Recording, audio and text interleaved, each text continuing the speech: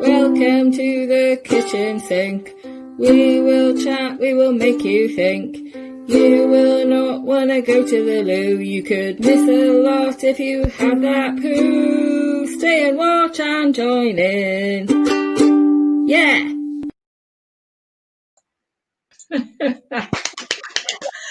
Brilliant. So brilliant. Amazing what you can do in 10 minutes, isn't it? It's that theory of you could clean your house all day or 10 minutes before your mum turns up. Yeah. I'm a 10-minute kind of girl. I'm a 10-minute kind of girl too. I really like that. I'm really pleased with that. Do you like it? Yeah, it looks like we've matched up our backgrounds again. Yes. You're just next door, really. You're not in Devon Yeah. at all. I really like the pink. Yeah, if Hugh is watching, do not mention anything to do with Sarah's room, please. I'm begging you, Hugh. Hugh! Hugh, where are you? Where are you, Hugh? And everyone else, for that matter. I'm back on my laptop. I didn't like running it through my phone last week, so I'm back on the laptop this week. Well, I've had to change rooms because I thought, you know, that one room that I completely decimated to create a studio must be in some sort of lead-lined room. So I'm hoping that our viewers can get in touch and say, Lucy, your words and your face are happening at the same time. Well, so far so good, to be honest. It looks like it is all happening in real time. So I'm very pleased I can actually chat to you now. So that's cool. So I bought a little tiny travel dongle. Sorry, I just read a comment from our #1 fan. I was like, Hugh, that's a bit sorry, Ray, that's a bit mean, but I then realised Hugh Janus, that is his pun name, is a massive ass. So it's not that he's attacking him. Factually, he's correct. Yeah, so I've got this little tiny dongle that I use when I'm in my truck. So I thought, as opposed to the indoor Wi-Fi that we pay a lot of money to BT for, I will use a tiny little modem in the corner of the room and see if that one is better. Because I watched my let's get out of the way. I did my competition this week, the competition that's been coming towards me slowly for the last what feels like 6 years. I watched it back, and my skin is still crawling from how bad it was. Luckily, by the time I got around to watching it, I was shit-faced. So that did deaden the experience. But if I had watched that straight away after it, I would have just sat there crying. Oh, and it's just so annoying, isn't it? It's like all that work, all that effort. And I feel proud of myself, of what the material I did and the effort I put into and the seriousness that I applied to it. Hey, Poodle Hat. And I did what I could do, and I just find it astonishing that I've made a name for myself online since the lockdown, and it was the word online sucked me over. Do you know, it wasn't meant to be. That's what I think. I'm all for it's what do you know? I think it was Gilmore Girls I was watching the other day. Something. I mean, that's all I'm watching at the moment is the Gilmore Girls.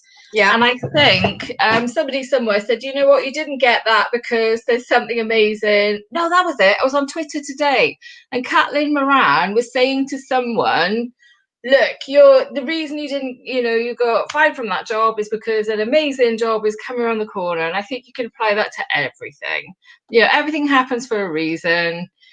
It is shitty, and it's such a shame because you're an amazing actor, especially considering how new you are. And, I've seen you smash out the park so many times all over the world. It's their loss. Their loss that they couldn't see through the tech issues. 3 fucking minutes. Just 3 minutes. God damn it. That's all I needed. But can I just say, competitions are bullshit. Well, Can I say hang that on. Before publicly? we go too deep on that line, there is Oh, still a yes, yes, wild yes, card. There's a yes. wild card announcement. Right. So When's until that next happening? week, competitions are brilliant. Okay. Competitions are brilliant. Next week, if I don't get the wild card, competitions are shit. Yeah. Okay, we can go on a rant about competitions next week. Next week. Yeah, next week. Let's not whatever anything. Let's not hope, try and what's that word when you jinx? Let's not jinx it. Well, I on the same day that I did the competition, let me see, I can press this button. This happened.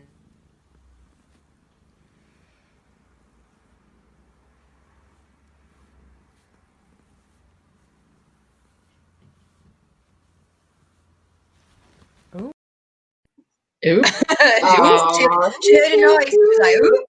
Yeah, so for our podcast listeners, I just played a ridiculously cute video of my new cat, Coco, who is new to me. She's 5 years old.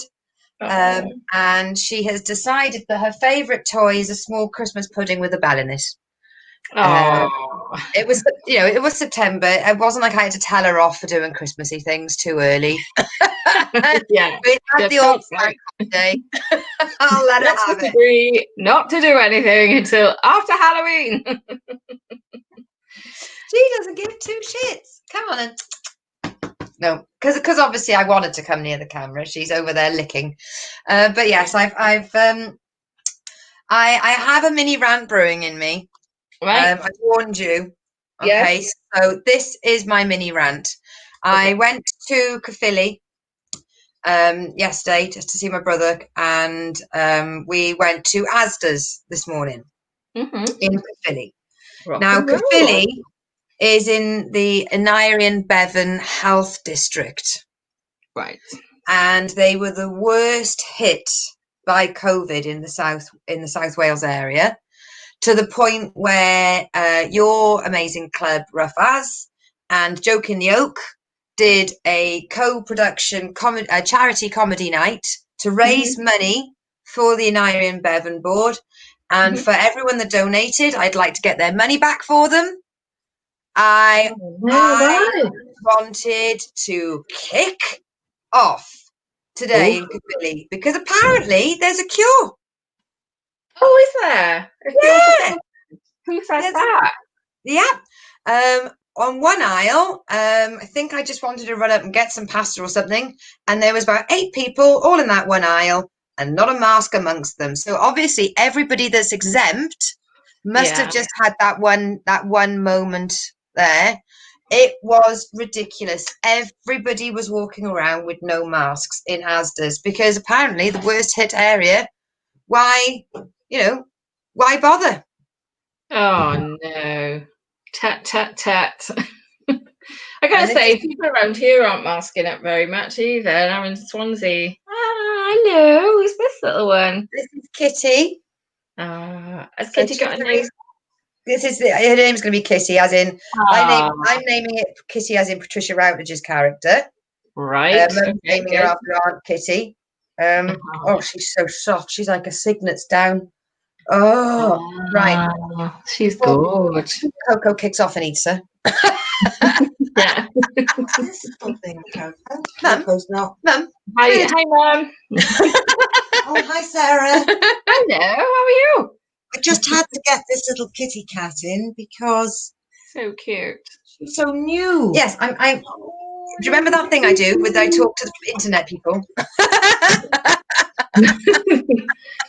We don't give her a pass because without your mum, we wouldn't have been able to see the kitten. Beautiful. Kitty went meow. Coco went. Coco, come here. There's no kittens over here. That's right. You'll be pissed off the rest of the night. But yeah, everybody walking around Caerphilly, absolutely. People that watch the Lucy show know my mother. Know my mother's like with any broadcast. Hello. Are you Lucy's little internet friends? Yeah.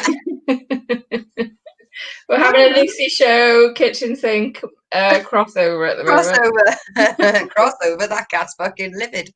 Uh, Yeah. yeah. So I mean, what's it like in Swansea then? People, are they masking up or not masking up? They're not. They were masking up at the beginning when they first said, right, you can go, if you should wear masks indoors. There was quite a lot of masking, but now barely anything really. And like I know, like I will mask up in general if it's a smaller shop, if I know I'm going to talk to someone face to face. But if it's a bigger shop, like I go to the big Tesco's and I'm like, it's unlikely, I tend not to. Sorry. But no one else does either. Oh, and if everybody else jumped off a cliff, Sarah. But I do. It's in the circumstances. Like I don't. Like I saw a couple of people walking down the road in the open air wearing masks, and I'm like, right, unless you're not in each other's bubble, then what's the point of that, Yeah. really? If I'm just walking along the street, no. But the minute I walk into a building, yes, You mask up, do you? I do. Uh, And to think, I mean, I worked so hard on that charity night because it was for Caerphilly, and we yeah. managed to get the amazing Barry Castagnola to that 20-minute set. Even though he doesn't really do Zoom comedy, I felt like going up to everybody and going, excuse me, I raised money for you buggers. Now, Yeah. Put a mask on. Put a mask on. Yeah. I know. Yeah, that is bad, and they should mask up. It's just because it was in the papers that it was the worst area. Yeah. I think as well, the government, if it is, because there's that big thing in that, in England, you have to, it's legality. And I've been in England, it's easier because literally everyone, and they have got security, like the shopping centre I went to, they had security at the door saying, put your mask on. Yeah. So I think that's better than this wishy-washy, wear one if you want, don't wear one if, wear one if you're somewhere, because it's down to us then to decide. And as human beings are going to look at other human beings and follow the crowd. Everyone does. Yeah. I'm not making excuses for me. I'm just saying in general, if lots of people have a mask on, if there's no question, if it's all taken out and gone, right, you're wearing one if you want to get in a shop, I think that's much better than giving us a choice. Because given the choice, I'm like, well, what's everyone else doing? And also, I remember before it was made mandatory, I put it on. There's quite a small shop around here, and they've been open the whole time, little co-op. And I had a little panic attack when I went in there because everybody was just up in each other's faces walking past. Yeah. And I went on the forum and I just said, would people consider wearing masks if the co-op asked them to? Not that it's compulsory, but if that shop asked, because it gets so busy and it's only small. And bloody hell, these women came out with the word, you can't tell me what to do. And then this one bint said, well, I've got masks, I'm just waiting for it to be compulsory. Well, that's a bit stupid as well.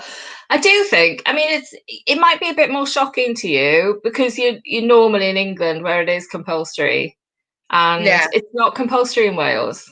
I find that absolutely mind-blowing. We were allowed to go places and do things, and you were like, you can't leave 3 miles of your house or whatever. Oh, yeah. But I have to think, though, as well, is that the minute people started wearing masks, they think they can get into your personal space. Yeah. So, swings and roundabouts, they think it's okay. They think they're protected. They're not. They don't realise that by wearing a mask, you're actually protecting other people. So I don't know. I just think, well, Wales has got the lowest, or a low infection rate. Now. Now. But enough with the disease. Let me live vicariously through the comedy of Sarah Bridgman. Come on, love. Tell me all about it. About a gig outdoors. Woo! Yay! Oh, it was lovely. So I did block comedy in the park socially distanced last Sunday evening. And it started at 6, finished at 8-ish. It was meant to finish at 8, finished around 15:15. Oh, it was so much fun. It was set up really well. Essilft Sears MC'd it. Was it, say again? Was it a Vix gig? Was it with Vix Layton? Vix Layton was there. So I met Vix. I said hello to Vix, and it was so nice to see people with legs and everything, you know. And she's lovely in real life. She's in real life. This is real life, but you know what I mean. Out and about. She's so lovely. We were both like, "Hey, it's so nice to see you." And Sil hosted, and she did a brilliant job. Who was on? Oh, Dan Thomas was on first again. Brilliant. It is weird performing again. I just went. The day before, I was like, "Yeah, it's gonna be great." Blah blah blah. Very confident, and then on the day the nerves kicked in again. I'm like, oh, for God's sakes, I struggle with nerves, and then I just go crazy. Where I get struggle with nerves is having to stick to a script. I don't like having to stick to it. I like having just see, look, anything could happen. So while I was there, I thought, I'm just going to sing a song because I like that calms me down. Chatting to the audience, it calms me down. So I got the audience to sing my family quiz song. And, and ask them about their family quizzes and stuff like that. And so we all sang the family quiz song, and I was able to go into my material then. It was so much fun. It was really great. I loved it. Everyone else was like, I'm doing my material and being brilliant. And I'm like, oh, look what's happening. Oh, there's a good spot to have a snog in the park, and it was really good fun. I loved it. I just my next gig now is with you, if it goes ahead, but it looks like it's all up in the air. Who knows? So it looks like my next official gig is on the 26th of October in Bristol, in Smoke and Mirrors in Bristol. That's my next actual gig. Have you applied for that one yet, Lucy? No, I haven't. You need to send me the details. Who's Smoke and Mirrors with? Is that Alex? Nope. They got a change of it was on Fanny Pack, I think, so check that out. But it's Danielle Johns and Jesse Nixon are now running it. So they've got new people running the booking system, which is fantastic. But so give them a shout. So mine's 26th of October. I'm going to be up there with Ali Hancock. So if you can get up there, we can meet then, because it might not be happening. It'd be lovely to meet you. It'd be lovely to see you in real life, IRL, But that gig on with my legs and everything. Yeah. I do move as well. But it was what was really nice was just seeing everyone. A few acts came along that weren't on that night. Hales, that runs Barbie Comedy, was there. Alex Perks and Paul Hilliard that run their comedy night. I'm going to say the wrong name. I can't remember the name of it. Ray, what's the name of Paul Hilliard's and Alex Perks' night? But it was, yeah. But Ray saying, Sarah, this is Lucy. Lucy, this is Sarah. Hello, nice to meet you. Hello, nice to meet you. How are you? But, so they were there. Regression comedy. That's it. Sorry, guys. So it was just lovely to see that we were all chatting about everything that's been going on, because I don't want to talk about a certain massive thing that's happened in the local area. Let's not talk about that, but people in the know. It's a whole short article about it. You can find that out. So we all having a bit of a, oh my God, chat about that. But no, it's just lovely to see everyone. It was lovely to perform. And I cannot wait for the next one. It was great. It was really great. Have you got any live gigs coming up, Lucy? Because they seem to be coming back slowly. All I've got so far is the date that keeps moving. Oh yeah, I've given up now. I have got a rather important gig tomorrow at 10:30 in the form of a job interview for a bar job. Ooh, good luck. When I go there, if I get that, and they give me my dates of which days a week they work, then I can start looking at gigs, because I'll have to do the pouring drinks instead of performing on stage. So it's a case of I can't really dive into booking until I know my availabilities. But it's just nice to see. I mean, in America, I completely understand that they're not going back yet, due to the fact that their rate is astronomical, isn't it? going straight up. I mean, the club that we're huge in Indiana, I don't think they're gonna be going back anytime soon. No, I don't think there'll be any Christmas gigs there or anything. And you understand that with here, we can do it. And it's funny, I've always looked at that gig online. Oh, sorry, 1 second. Ray, if it does, I'm buggered. I'm shit at cleaning. No, I can do it for money to a certain level, but if you were to employ me simply as a cleaner, I may as well hand myself my P45. Like, if you tell me to clean a bar down, or to clean the pumps down, or to clean a fridge out, or something like that, I can do that. But if you just gave me the keys to a house and said, Lucy, go and clean that house. There's a lot of cleaning work. If you were applying for a cleaner, a lot of it is office work, offices, which are quite easy, really straightforward. I think if you're cleaning someone's house every week, it's only dusting in the end, isn't it? But I was a cleaner when I was 15. In fact, I was cleaning an office the day the lady died. Oh my God! I remember it well. Everyone knows where they were when Lady died. Everyone knows where they were. Say that quick 3 times. Lady died. Lady died. Oh, Lady died. Oh no, we shouldn't joke. It's a birthday. Too soon. It's only like 30 years ago. I think it's Dan Thomas's birthday today, or was it yesterday? Oh, I don't know. I'm not on Facebook much anymore. I know it's Nathan Webb's birthday today, and it's his 40th. And it's Nathan Webb. Yeah, it's his 40th birthday today. So, happy birthday to you. So I'm excited about the job interview I've got tomorrow. Once I get that, because I've applied for another job in the village. And they're taking ages to get back in touch with me. And in that meantime, the bar job has got in touch with me. So I need to try and make sure that if I do get the times set up, that I pick them that they can suit the other. Because I could end up with 2 jobs, which is kind of needed. Yeah. Hello, James Wilson. Hi, James. So I could end up with 2 jobs. So I don't know. Well, that'd be amazing. It's nice to have 2 jobs rather than no jobs, isn't it?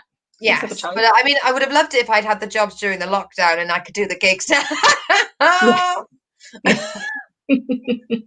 I must be a cleaner, and James Wilson for the podcast says cleaners have scruffy houses usually. I must have been a cleaner in a former life then, because my house is a mess. I try hard though.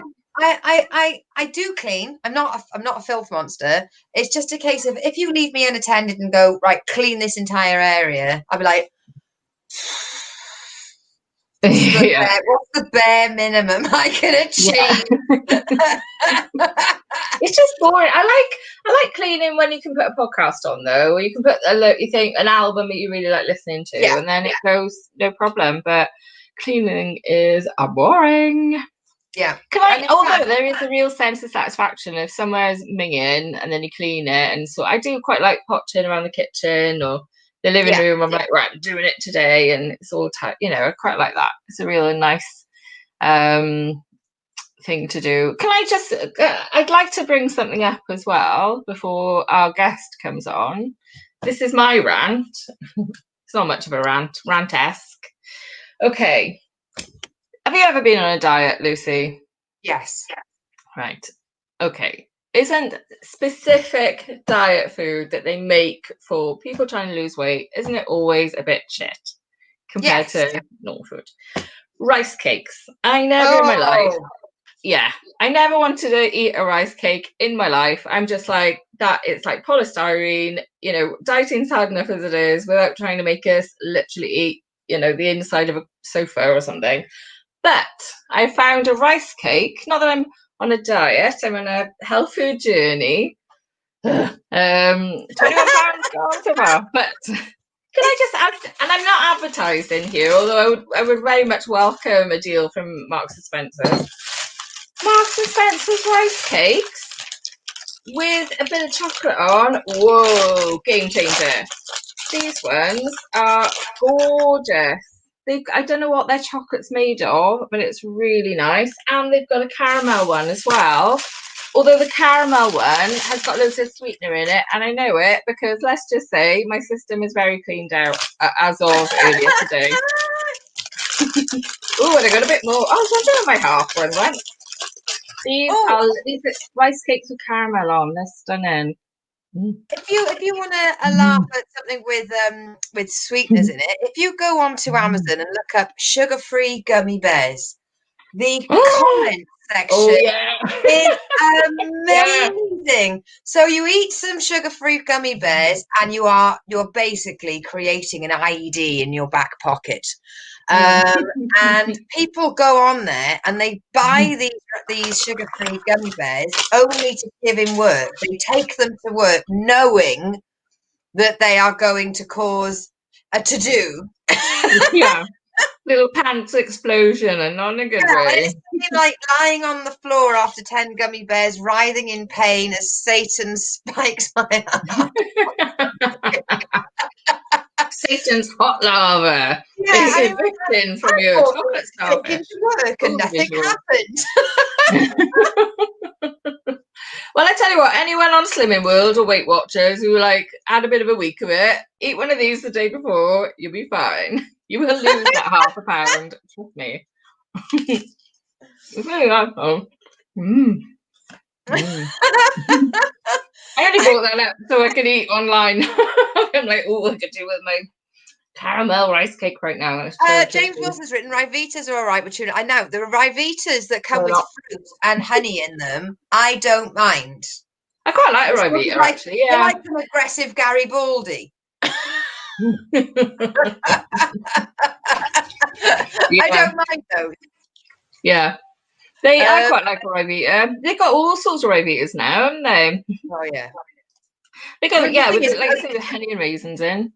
The Ryvita one does taste best, sort of covered in 3 inches of Philadelphia. With a bit of strawberry jam on top. It does sort of defeat the object. When you take a bite of that and you can see your teeth marks in the Philadelphia, you're like, you're going to have your Weight Watchers woman over your shoulder going, are you sure that's only 3 points? I think that's about 10 points. I've seen a YouTube video as well where a woman sort of gets like a Big Mac or some burger, really big burger, and she sort of inhales the smell, and as soon as she goes to exhale, she bites into an apple. So she's inhaling the burger and then eating the apple, inhaling the burger and eating the apple. And all I'm thinking, what's she going to do with that burger at the end? She's not going to throw that away, is she? She's probably going to make love to it by the sound of it. Oh my God. Because that's not troubling food behaviour at all. That's not addictive behaviour. Swap burger for heroin, we'd all be worried about it, wouldn't we? We'd be like, maybe you need to go and see someone about that. That's not all right. That's weird. Yeah, chomping on a rice cake. I remember we tried the Atkins diet. And because of that, you were allowed like 1 or 2 cubes of dark chocolate. And it was from that I actually got into dark chocolate. Yeah. Because when you don't have anything, and then you just have like a few little squares of it, you actually savour the bloody taste. So it was sort of like wine tasting, if anything, just having those small cubes. Do you know what I like? I like a cup of coffee and I dip my cube or square of dark chocolate and just suck on it. It's really nice. I think that line alone is worth a few quid and coffee, don't you? We haven't done our bucket speech yet. We were going to do our bucket speech. Oh yeah. Yes, what's your favourite dark chocolate then, Lucy? My favourite dark chocolate would have to be quite a high one, actually. It's I think it's like a Lindt or something like a 70%. It's I got to be do. I 70% because higher is rank. That's just wrong. Yeah. Any higher, any There's lower, a it's not really. guy. There's a guy around here called Willy Wonka's Chocolate. And he makes cooking chocolate. And if you don't realise you're about to bite into cooking chocolate, oh, your mouth Uh, is like, why? Why have you done yeah. this to Oh my me? God, my mum used to make these amazing cakes growing up, and she used cooking chocolate, which is the devil's food. It's disgusting. It's just made basically fat, and they wave a chocolate bar over it for the chocolate taste. It's disgusting. It should be made illegal, actually. I don't know why would they use cooking chocolate. And she always said, "Oh, it's cheaper than actual chocolate, but probably by about 3p. Let's face it." Little hint for you Yeah, I then, mean, dark chocolate fans. it's almost like when people sort of say, oh, I'm on a diet, I'll have a gin and diet tonic. Really? Those 30 calories, what's going to push you over the wall today? Yeah. I love it. You know, like in the slimming clubs, though, when they're like, I don't know what happened, Sandra, and I was brilliant all week. And I did have a takeaway on Saturday, but I was great the rest of the time. And I'm like, I bet you weren't. I bet you were having bits and pieces all bloody. It's the denial, isn't it? It's when people are in absolute denial, and myself included. Look at me. I won't, this is it. This is going to put me over the edge next week. I mean, I don't know what happened. I was eating rice cakes, ignoring the fact that they are covered in chocolate. Dark chocolate, my favourite is Tesco's Own. It's brilliant. It's only £1 because Lindt is very expensive. It's lush, but it's really expensive. So, When I was in Switzerland, I went to the services to get my mum some chocolate, and I looked at the whole wall, and you could get everything in Tesco's. I was like, fuck it. Yeah, for half the price. Everywhere I went. When you go abroad, did you always bring back a Toblerone? I don't know what the Toblerones, they No. taste different. I do bring my mum back chocolates, and I went into one place, and we were in Spain, just somewhere just close to the border with Portugal. And I Right. spent about 30 quid on these huge chocolate bars for my mum, all hand like artisan stuff. Yeah. She had one, even though there were 3 different ones. She had one, didn't like it, and she's like, I'm the other 2 because the others are shit. Right, how about you give it a try? Give it a try, mum. I spent money on that. Shove it in your gob. You better eat it. Hold your face down. Just eat the fucking. Before Luke turned up, I just want to give a little shout out to if you go to jokepit.com and type in the kitchen sink, you will find our fan page, and that is where you can donate and buy us a virtual cuppa, and the donation is of your own volition, and you can help support our tech fees because. Believe it or not, this is the first time my tech's been really good. but even my shit tech costs money. Yeah. Yes, it would be quite nice not to have to cost us money to deliver this amazing content for you. If everybody that watched it gave us £1 each, that'd probably cover it, wouldn't it? That'd be awesome. Mm-hmm. Or £20 a year. Don't give us. You don't feel like you only have to give us £1. No. You put that desk place in where you should do it. I've been to a supermarket in America, and I've been to the chocolate aisle, and I felt diabetic. Diabetic standing in that aisle. I was just like, there was just bells and whistles and shiny stuff everywhere. And my mum used to have a sweet shop when I was little, and I think that's why I don't have a sweet tooth. I mean, right. If you're smuggling a quiche, I will bite your hand off. I smuggle a quiche in my belly. You won't want to eat that. Are you quiche smuggler? I just realised our guest has turned up in the dining room as I shout quiche smuggler at you. He's going to come on and what the hell? Yeah. Right, so with no further ado, we are going to drag him out of the dining room and bring him into the kitchen. It's our local boy done good. It's MC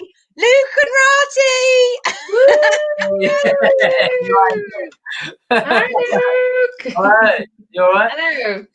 Thanks so much for coming on the kitchen sink. No worries. Your place looks really nice. I've had to do this in the garage because I've got kids and it's their bedtime soon. So I've had to do this in the garage.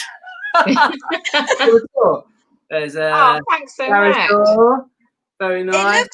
It looks very similar to the Stu Goldsmith man cave shed that he's got. So you can say you're going for that. You can go for Stu Goldsmith. Yeah, man cave. Yeah, definitely. So how's lockdown been treating you then, Luke? How many kids have you got? What kind of ages are they? And are you so ready for them to go back to school? Yeah, we got 2 kids, and there's 9 and 4, Imogen and Isla. And actually, lockdown's been good. I've been able to like socialise with them a bit more and see them, which is great. Because normally I work full time and then I literally rush in and I'm out, gigging full time. So yeah, normally I don't see them. So yeah, it's been nice to reconnect really. Oh, fab. Oh, that's nice. Because my friend's got 2 little ones and she's like, before they were allowed to go back, they're a bit younger though. One's 4 and one's like literally a few months old when lockdown started. So she's like, oh my God, tearing her hair out. But so very, very ready for the little one to go to school now. Yeah. But yeah, that's nice though. It's nice to look, especially 9's a nice age, isn't it? Yeah, she's cool. She's really sound. She's always been sound, actually. She's right laugh. But the 4-year-old, it's quite funny because most parents, like, I think when it comes to this time of year and their 4-year-old's about to start school, they all get emotional, like, and they take pictures, like, we're so sad that Tabitha's off to school now. But because we've been in lockdown and stuck with them, it's just like, get out. They're like, but my lunch, and kicking the lunch out the door. Uniform? No, I don't. Just get away. But just at the beginning of lockdown, everybody was like, I'm taking my baby out of school. It's not safe. Yeah. And now it's like TikTok is like, get in the car. Yeah. You're going to school. What about a face mask? Put a blanket on them. I think sales of alcohol are going to rise massively ready for the first day of school. They're like, they're gone. Well, I don't know if you guys got this, because you live near me, don't you, Lucy? But did you recently get a glass bin? Glass bin? Well, see, this is what's happened. The world right. We recycle in Devon.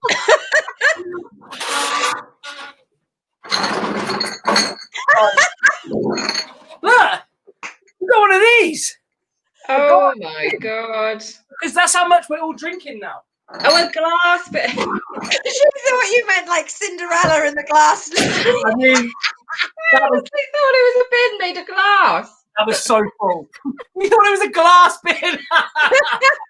Yeah. Like, that's posh down in Devon with a bin. Yeah, the local council actually had it crafted by Darlington Crystal. It's absolutely lovely. Glass bins on you, they'd be made into shivs as soon as you look at them. Bloody hell. I'm not sure the original comedian, but I know that Scott Bennett has done this joke. Whereas at the beginning of lockdown, before lockdown, sorry, you were sort of like, people would walk past you recycling, you'd be like, oh, we had a party. That's not just my personal consumption. And then during lockdown, you were like, that is just my personal consumption. We didn't have a party. Yeah. Actually, that was a meme for a little while, wasn't it? Yeah. It's like the only time people aren't judging you at the checkout. It's like during lockdown. It's like, yeah, you haven't got enough booze, if anything. In my village, bin night, people just start walking around the village and they're that. Give it the old judge. I hate that when I'm shopping, because I used to go to the gym a lot, and then you'd see people from the gym and instantly be like, oh man, I need to hide these cakes and pizzas and everything. And now it's just out of alcohol, isn't it? Yeah. Yeah. Do you have like a limit of how many bins you have in Devon? Are you allowed like as many bins as you like, as many bin bags? We were just black bin for ages, weren't we? There was no recycling, and then suddenly it's all recycling now. We've got a green bin for the garden stuff. You can't just chuck that in someone else's garden now. You got to pay for that. Say again. You got to pay for your garden waste separately. £38 a year. Yeah. Oh my God. I rent my house, and basically when we rented it, they were like, now listen, dear, the woman that lived here before loved her garden, and we just want you to keep the magic alive. And of course, I agreed. And now I've got this, like, you know, fine hedges to prune and like mowing lawns, and I had to go buy a proper mower. Anyway, I pay my £38 a year because I got roped into this. So yeah. We also have a little matrix that you need a degree to understand. And like every Tuesday, it's like, is it bins or just like some bins? Like, because it's like maybe the garden waste and the food, or it could be, and you're standing there with this matrix going, some fucker understands this, but it's not me. I always forget the recycling bin, and then I came to this theory that, you know, when you're a kid and if the ice cream man came round and didn't have that music, you would miss the ice cream man, and that would be it. You go. I think that we should have an adult version for the recycle man. Like when he's driving around in his van, it should be like dunga bunga dunga dunga dunga, and you're like, oh God, the recycling man's here! Everyone get excited and queuing up, but your mum's like, don't hear him because he's a weirdo.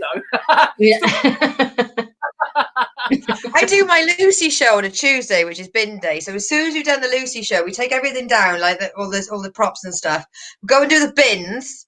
And I made a joke about it on my show, and I got a friend from the village that was watching it, and she was going, "Oh, isn't it weird? We're only a few miles, only about half a mile away from each other, but we must have different bin days." And then she was like, "What day is it? Tuesday." Shit, Mum! I like it. It was a service. Amazing. Well, Tuesday, and this is intensely boring, but I will say it. I forgot my green bins like a month ago, so they're piling up in the kitchen.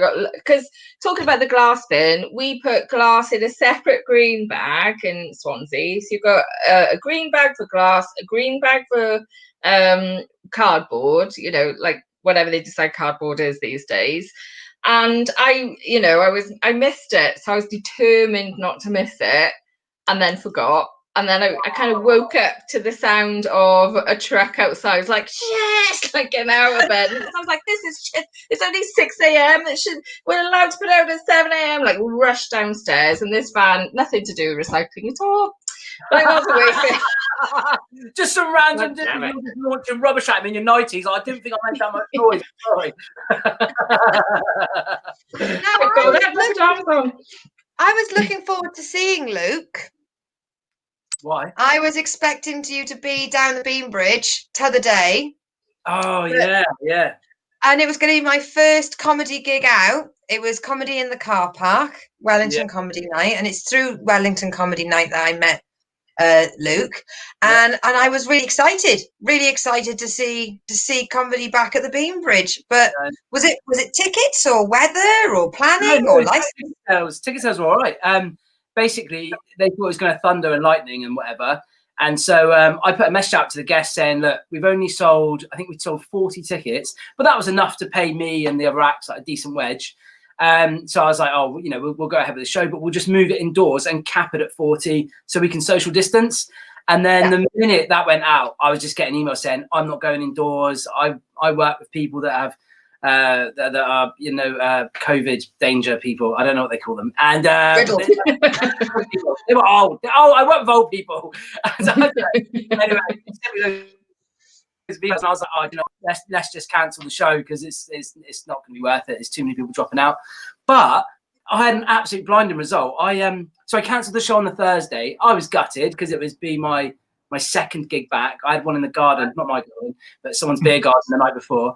And it was horrible. It was a good gig, but I just didn't do great. And then so I thought, Wellington will be good. Then Wellington cancelled, so I'm like gutted. And then literally Friday afternoon, the day of that gig, I get a call from Nick Page, who's a fantastic comedian, isn't he? And he was like, oh, do you fancy emceeing this show? You get paid to MC both shows, and it's in Ilfracombe, literally 30 minutes from my house. I was like, oh my God, yes. I can see Ilfracombe from my house on a good day. Oh, cool.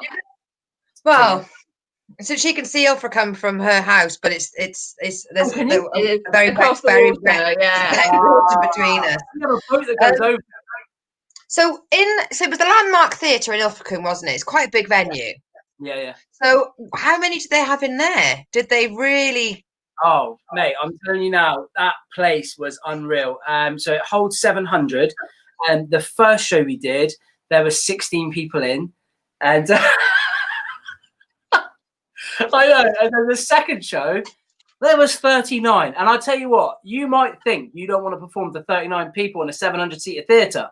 But when you've just done 16 people for 2 hours, you will love 39. You will do 39 like you are live at the Apollo. So what we're telling bookers and promoters is do the lower your standard gig for the acts. Yeah. Have like one guy and a dog. A little taster gig, and then bam, 39 people. Simon Brodkin was headlining as well. He was incredible. Yes, I saw. Yeah, he's so good. I've only ever seen him as Lee Nelson. And actually, his stand-up is fairly similar to Lee Nelson anyway. But yeah, it was real good. Yes, because he's a doctor, and if a doctor's willing to reform, exactly. What's the background there? Whose kitchen is this? That's my kitchen. Is that your kitchen? My kitchen. Very liquid, very traditional. I like that. It's very nice. Orange. Are those orange washing up gloves, or have you? They're marigolds. Are they overused? You have a curry? They do look a bit salad fingers. But we were using a picture of a kitchen sink off the internet. I suddenly realised that we could be up for copyright, when we make it big. So I was like, quickly. Some people like Marion from the middle of nowhere, like, what's my bloody kitchen doing on there? What's the syringe in the background? What are we doing here? That's the cat medicine syringe, and I didn't realise. Yeah, right. The old cat syringe routine, is it? Oh, yeah. Heroin over there. That's the cat. She's a booker for the meth. Oh, the cat loves smack. He's really. Walking up to me with a little cat what are they called, cat collar round the sleeve. Yeah. Moggy next door's like, oh, that cat's proper mental. Yeah. Hear the little bell going. How does she work the lighter? I trimmed her big nail. Yeah, trim that one. She can do a lighter lovely. Sorry. Little jingle of my cat's hitting up again. You could have hit the syringe, but you didn't. You give it graceful, like oldie kitchen / train spotting. Yeah. That's a film I'd watch, train spotting with cats. For sure. Oh, can you imagine that? When the film Cats might have been a bit better if there'd been a bit of You really want to do an episode of Train Spotting? Go down Clumpton, because they were promised a train station bloody years ago. Local gag. I really? I was like, oh, okay. Yeah. Well, Clumpton comes under Caris's domain, doesn't she? You two, you sort of have cross border. You've got one MC doing that bit and one MC doing that bit. She dominates the MC world, I think. She's a very good MC. She does all over, doesn't she? Yeah, she does well. Yeah. She had a lot for Luke and when we started out. Well, that segues. I've prepped Luke that although we talk about anything and everything, I did want to raise one thing. So hang on, meow meow is obviously the choice for cats. We're getting the messages in now. Instead of choose life, it's choose whiskers. Cat medicine, didn't know cats like ketamine. They're a bugger for Metcalf. Oh, nice. Ketamine's great for festivals. But we had Barbara, and we've had lots of guests. We've been very lucky with the guests we've had. So we've had Barbara Nice on this show. And we've also had Caris Nelms, and now we've got yourself. And when we were talking to Barbara Nice, she informed us in the olden days, you'd have a pro bill, and you would put an open spot in the middle so that the professionals could hand the baton and teach the ways to the new starts. Yeah. And now saying put an open spot on your pro bill to some bookers or promoters makes them literally cough up bile. Yeah. And it's like, no. Whereas Luke and Keris let me do 5 minutes at their night, and I'm blown away. I was like, that's amazing. And then to think that's how it used to be, it's like, oh. Well, it wasn't that long ago, really, I don't think. So when I started out, I know there's like an open mic scene. There a lot of people do open mic for a couple of years, and then they slowly get into gigs. I did 3 open mics in London just to have a go at comedy. I'd never done it before, so I thought I'll have a quick go. Did 3 open mics, and then that was it. I went into a competition, did the semi-finals and the finals of the competition, and then straight away started doing open spots on Pro Bills, just because there was nowhere around here for me to do open mic. And so I just started contacting venues, and Mirth Control mainly. Mirth Control gave me hundreds of gigs around like the Southwest, you know, Plymouth, Tavistock, you know, Tiverton. Like the Comedy Hall in Tiverton gave me an open spot actually when I first started out.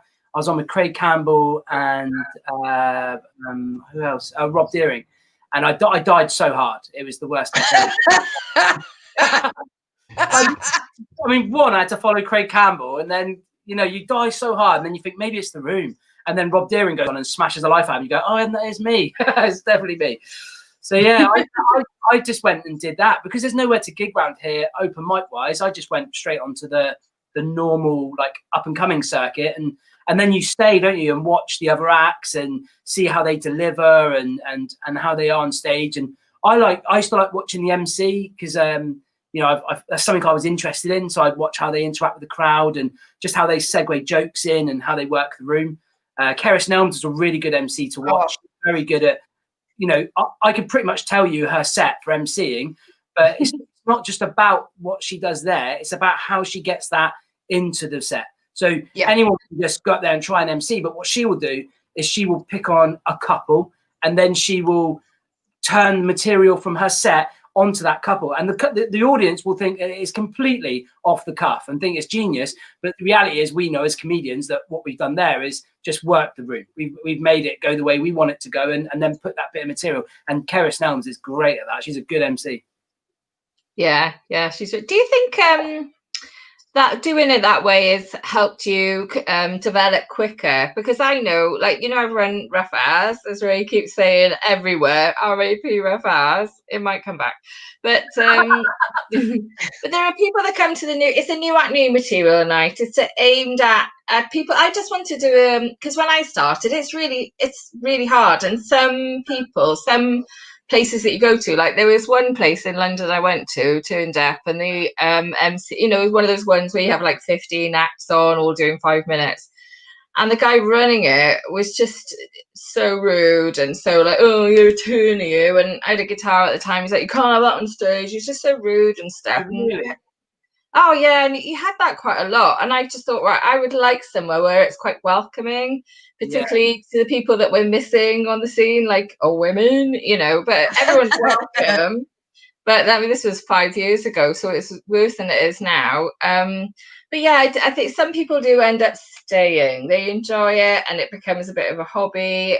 But I do wonder, I think, you should get out there as soon as you can, really, for all those reasons that you gave. Do you think it's been a benefit not being able to like lean on the new act, new material nights? Yeah, I think one of the biggest benefits of doing it around the Southwest was that quite often you would see the same audience. So once I'd done my 5 minutes that I got together, and I'd done Taunton and Plymouth and Tiverton and Clumpton and all these different places, you know, just to go back, I would need another 5 minutes. So then you're like, oh man, so write another 5 minutes. So you write another 5, but then straight away you're giving yourself a 10 because then you can do middle spots. So then you start contacting people saying, can I do a middle spot? I've got a 10. So then you start getting 10 spots. And then you have to write another 5 to do the other one. Suddenly you got a 15. So then you're like, oh, can I do a paid middle? I've got 15 now. And you're getting like 20 quid, 30 quid. And I think that's what motivated me. It was like, oh, that can pay my fuel. You know, if I can get that together, I'm paying for fuel now and I can go to these different places. I think if you can just go to an open mic and do the same 5 minutes every week, I mean, it will get very good because you will really own that 5 minutes. But there's a risk you might not grow. You might stay stagnant and just have 5 minutes and that's it. So yeah, I think it helped me quickly develop. You know, I've got about an hour of material that I can dip into if the room's not right for what I'm talking about, or if I'm emceeing and I need to dip into something. And then I've got my solid 40-minute set now, which taken ages to develop. And even now I have to develop it. If I look at videos from, say, a year ago, well, not a year ago because we've been out of business, maybe versus like 6 months ago, I'd be really embarrassed about that video, even though the same material was there. It's developed differently. There's different punchlines. I'm pausing different places, and constantly developing that set. So yeah, I think it does help to gig round here and have those gigs and those opportunities to be in front of a proper audience as well, not people that are coming for free, don't really care what you're doing, or they're there just to see their mate and then they're going to bugger off, and you end up with like 5 people at the end of the night. They're not so fun. Yeah, I agree with that for sure. Once I finished my course, I hit every single event I could possibly get my hands on before lockdown. I rang every hen house, dog house. I was like, can I manage to wangle my way on? And weirdly enough, people off my course that were in London who are drowning in opportunities, they were like, oh, I haven't really done anything yet.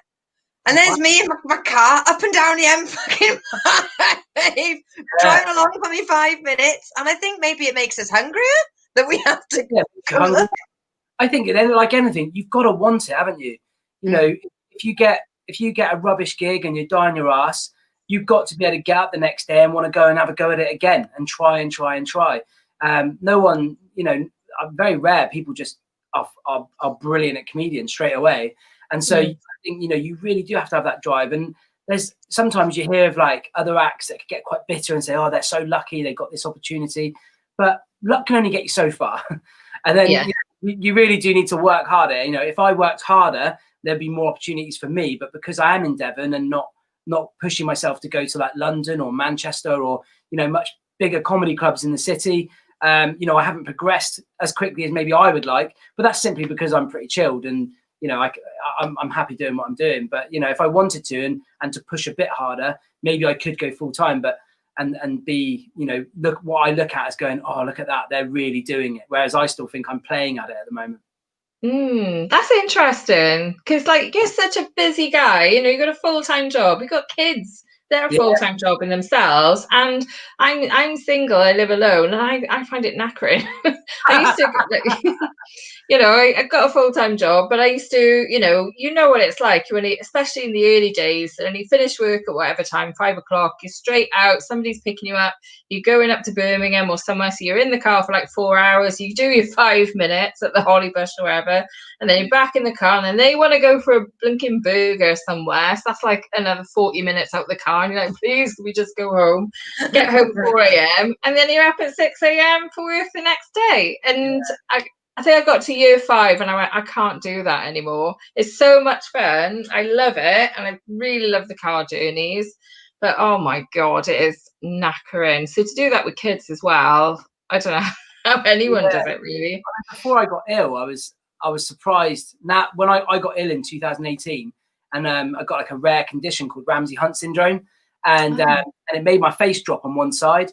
And it's only came back to life within about 3 months of it happening, but I still have like constant nerve pain, and that really took the energy out of me. And sometimes I look back and I go, how did I do all that stuff? Because before that happened, so like 2014, 15, 16 and 2017, I used to run all the time. So I'd get up at say 5 in the morning or 6 in the morning, go for like a 2-3 mile run pretty much, every other day. Then I'd work all day. Then I'd come home and then write material in the evening. And then on Wednesday, Thursday, Friday, Saturday, Sunday, I would gig.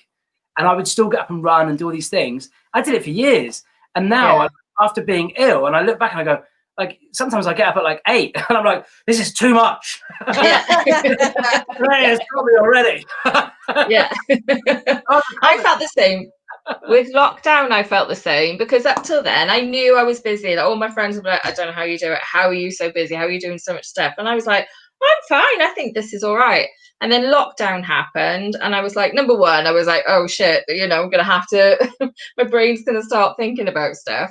But on the other hand, I was like, oh my God, I'm really relieved. It's a relief to have this stop, and you got a better quality of life, to be honest. I'm not keen for it to go go back as crazy as it was before. Anyway, it's about working smarter rather than harder, isn't it? Sorry. No, you're right. No, you are right. I used to run gigs. Well, I still run gigs. At one point I had 10 gigs I used to run all over the place. Now I've got Wellington, Plymouth, Barnstable. What else have we got? Ross-on-Wye, Gloucester. There was 2 others. One near Bristol and another one. So what's that? Oh my God. What's like 10? So yeah, but I used to do them on runs. So I'd book all the acts and I'd book them. Near Minehead, I've got another one there. So I'd book them on like a 3 or 4 day run. So it'd be Wednesday, Thursday, Friday, Saturday. I'd get them hotels. I'd sort it out, pay them decent money, and they'd come down to a 4 day run because no one from London wants to come down for, 200 quid for one night. It's not going to happen. They need a decent run. And so I'd set up these gigs and do a decent run on it. And quite often, because you're booking names, they just drop out. They just say, I'm sorry, I've got TV work, I can't do it. But you'd be like 3 or 4 days before. And so then you're walking around trying to get that done. And then you deal with people ringing you and saying, oh, I paid to see such and such tonight. I know they're not going to be there. I want a refund. Okay, I'll deal with that. And then, it's just an absolute nightmare. And to have the last 6 months off from that has been lovely. It's like, I don't have to worry about booking hotels. I'm not worrying about venues, moaning about ticket sales, or acts worrying about how they're going to get here. Because some comedians, for some mad reason, are like, I booked that gig from London, but well, I've just seen it's in Minehead and I don't have a driving license. I just wonder how I can get there. Like I'm their mum. Like I'm going to be like, don't worry, darling. I'll come pick you up and run you around, shall I? Yeah. I do pick them up and run them around. But not from London though, isn't it? It's mad. Just like, I've run nights in Swansea as well, and as well as Rough House, there's been paid gigs as well, just with a very small budget, but paid. And it just shocks me the amount of people that don't check. They just go, yeah, that'd be great, and then they don't check. And then the week before, they're like, oh, I didn't realise Swansea was like 3 hours from London. And you're like, oh my God, why didn't you check when you said yes, you knobhead? It's mad. But going back to the festivals though, and because they're in the middle of a fucking field, not near a train station or anything, and they were just like, oh, I'm meant to be DJing in an hour, and I'm like an hour away. Do you know where you are?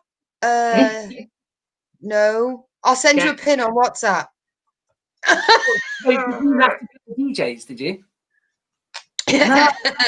Oh my God. That is stress. Yeah.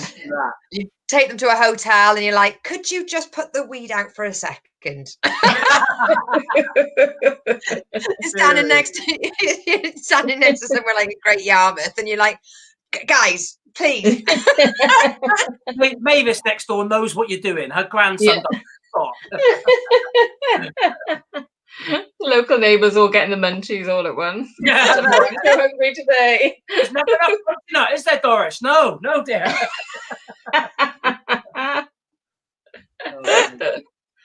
I tell you what, going back to the gigs though, the hard gigs, the bad ones, you learn so much more, don't you, with the tough gigs than the ones that go really well, I think. Yeah, well, it's like a two-hander thing, and like ones that go really well, you really wish you record them. I'm very grateful. Places like Top Secret Comedy, they record all your sets now, so then when you come home, they just send them to you, and then you can watch back. And sometimes throw in like a real killer line and real smash it. But then if you haven't recorded it, you will forget that. You'll come on stage and be like, what did I say that made them laugh that much? And then like the bad ones, you go, what did I say that made them want to beat the shit out of me and try did they record that? I want to see the recording of that one. I read those ones as well. I'm like, well, I don't know what went wrong. I thought it was great. And I listen back, I'm like, oh yeah, I forgot 3 punchlines. That's why that is. I was a comedian once. I won't say his name because there's a bit of bad press about him at the moment. But I went to go and see him after a gig, and I can't say his name. And chat function. I went to see him after a gig. And this lady came up to us in a bar, and she said, I just want to tell you that I thought you were brilliant tonight. You were so funny. And this act was like, oh, thank you so much. And I've been sat chatting with him for about an hour. And so she was like, "You're brilliant," blah, blah, blah. And he was like, "Thanks, thanks." And then she went, "When that man got up on stage and headbutted you, it just really changed the vibe of the room. And I felt so sorry for you, but you handled it really well." And he went, "Oh, thank you." And then she walked off. And I looked at him and went, "A man headbutted you?" And he went, "Yeah." And I went, "How was that not the first thing you told me when I walked in the door?" Like, me on stage, you would know. I'm like, "Man, that's what happened to me tonight. A man headbutted me on stage." And he was like, "Just happens, doesn't it?" I went, "No, never on stage." Yeah, this guy was just like, "Yeah, it just happens." But that says a lot about that. Actors like, yeah, it happens all the time. Can I put it in there? Oh, yeah. When you see his name, you won't care that you got headbutted. There was just recently in Detroit, a comedian got dragged off the stage. Oh, really? There was. Sorry.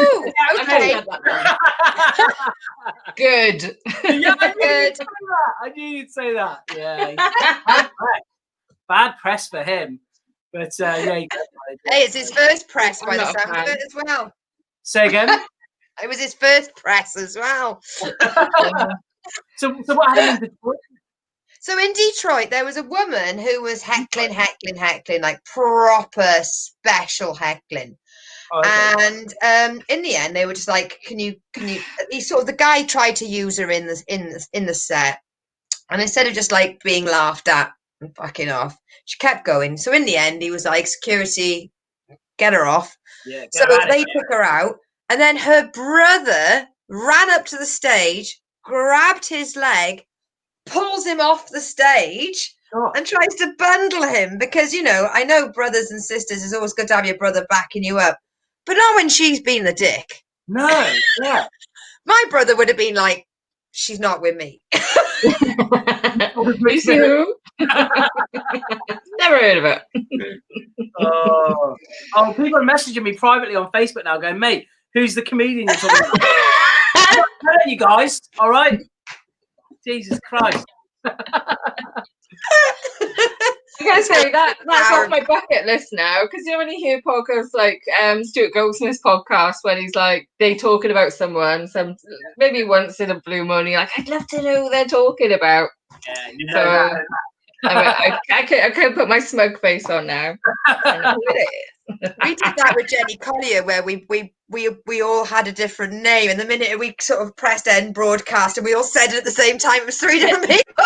Yeah. Oh, that's funny.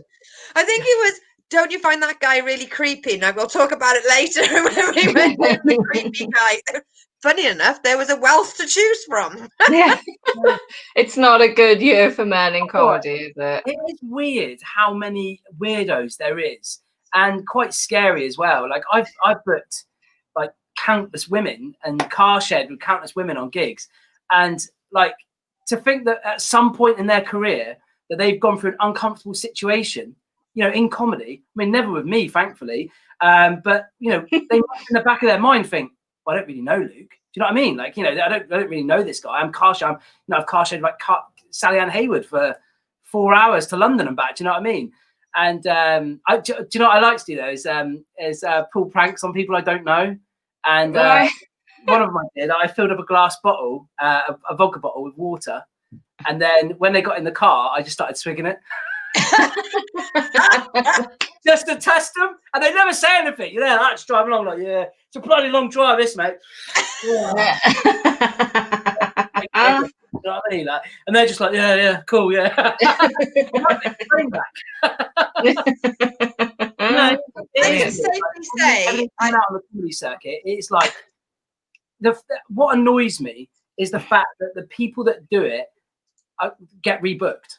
Like, how are promoters looking at it and going, "Oh, that's acceptable"? Like, if you did that in any workplace, you would be fired. You would not be back in that workplace. And the comedy industry is one massive workplace that we all need to look after and HR ourselves. Do you know what I mean?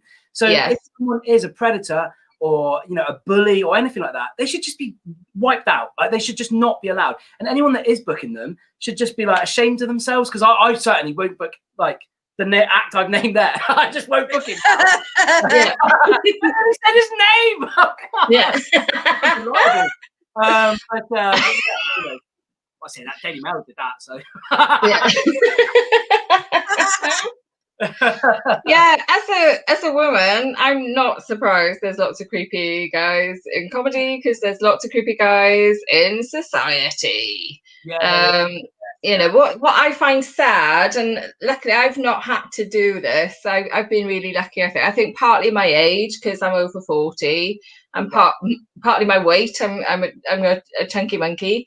So I think you know, I haven't I haven't had to deal with. I've had the odd thing, it's the odd comment, but as a woman growing up, you know, from the 70s on, you just deal with it. You know, there's a lot worse that's happened in the 1960s.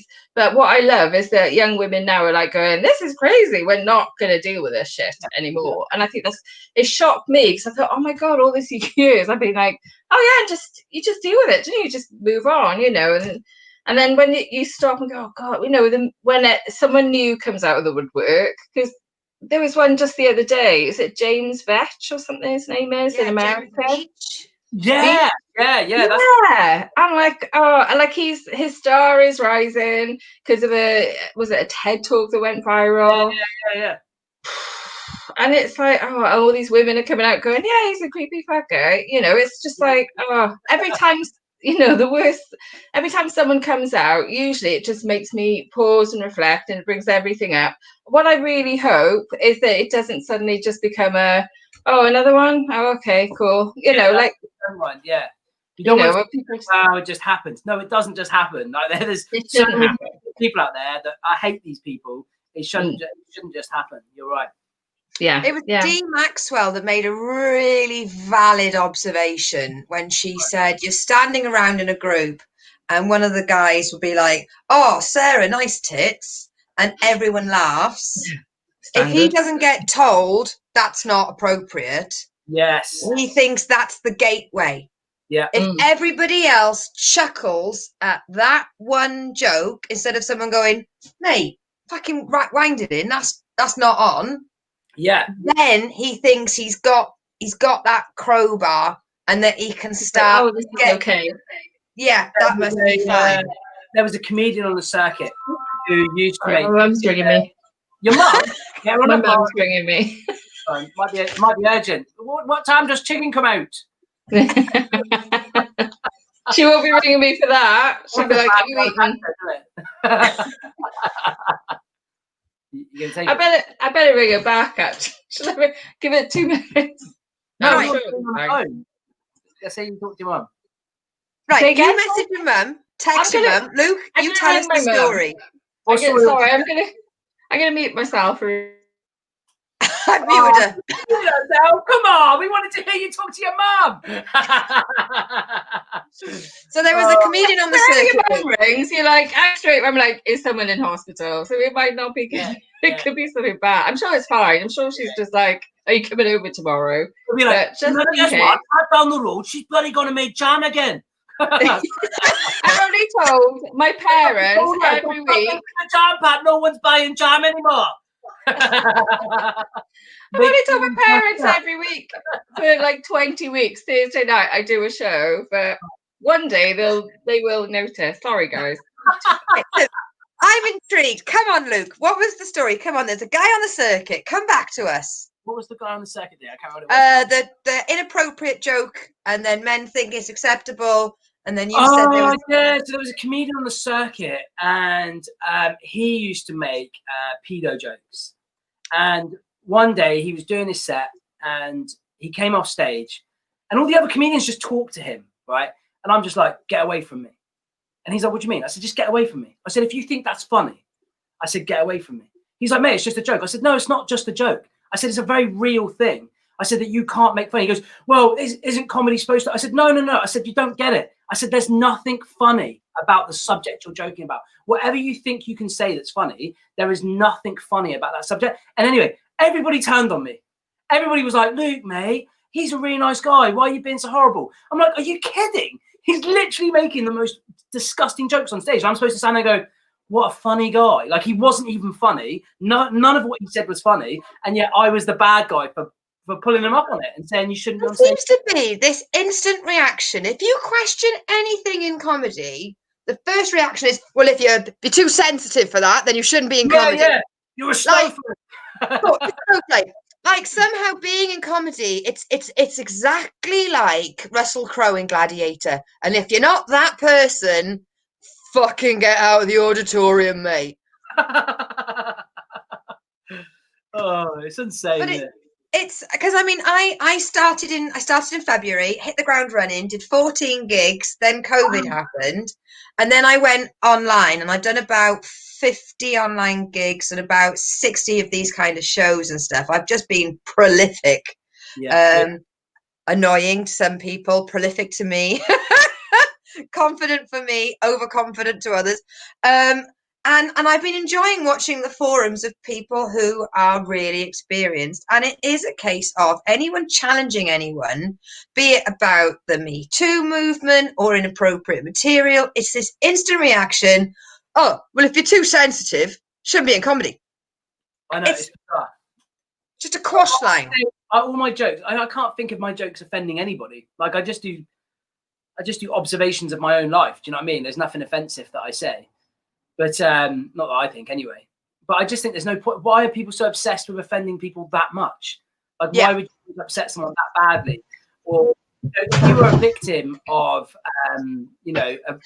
something horrible, and someone jokes about that, not only does it trigger you, but then it just upsets you that people find that thing funny, and that's what's upsetting. And I think that's what they don't get when people make these really horrible jokes, about abuse. It's not funny, and so people just get triggered, people get upset, and then you have to compress your feelings about a subject because we don't want to hurt his feelings about his rubbish joke. It's so weird.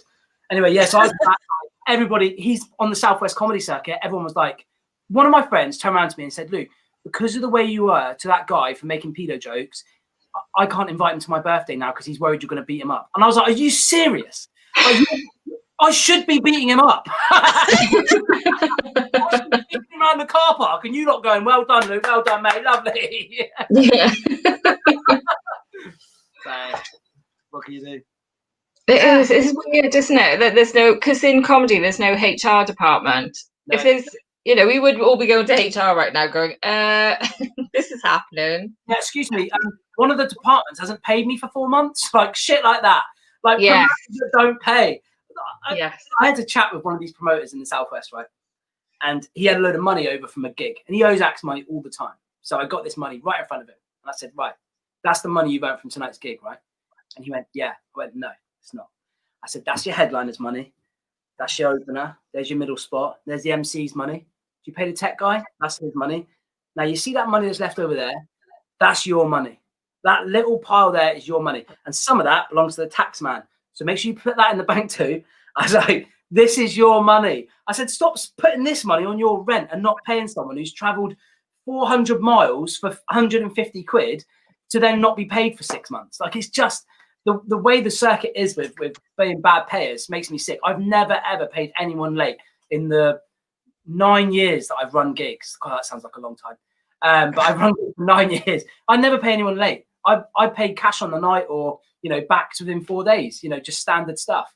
It's annoying. There's people out there take the mick. I had one gig. It was, the venue were meant to pay, and on the night they were like, oh, you need to invoice this, where they always just it was only 110 quid. It wasn't like a massive amount of money.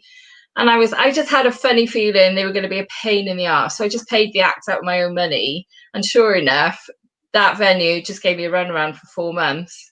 But I couldn't, I'd rather just give the acts the money. I know a lot of venues, it's like, oh, it's 500, 600 quid for budget or more. But that's the risk you take when you put in a night on, I think, you know. I've got a message that I sent to this promoter that was paying me late.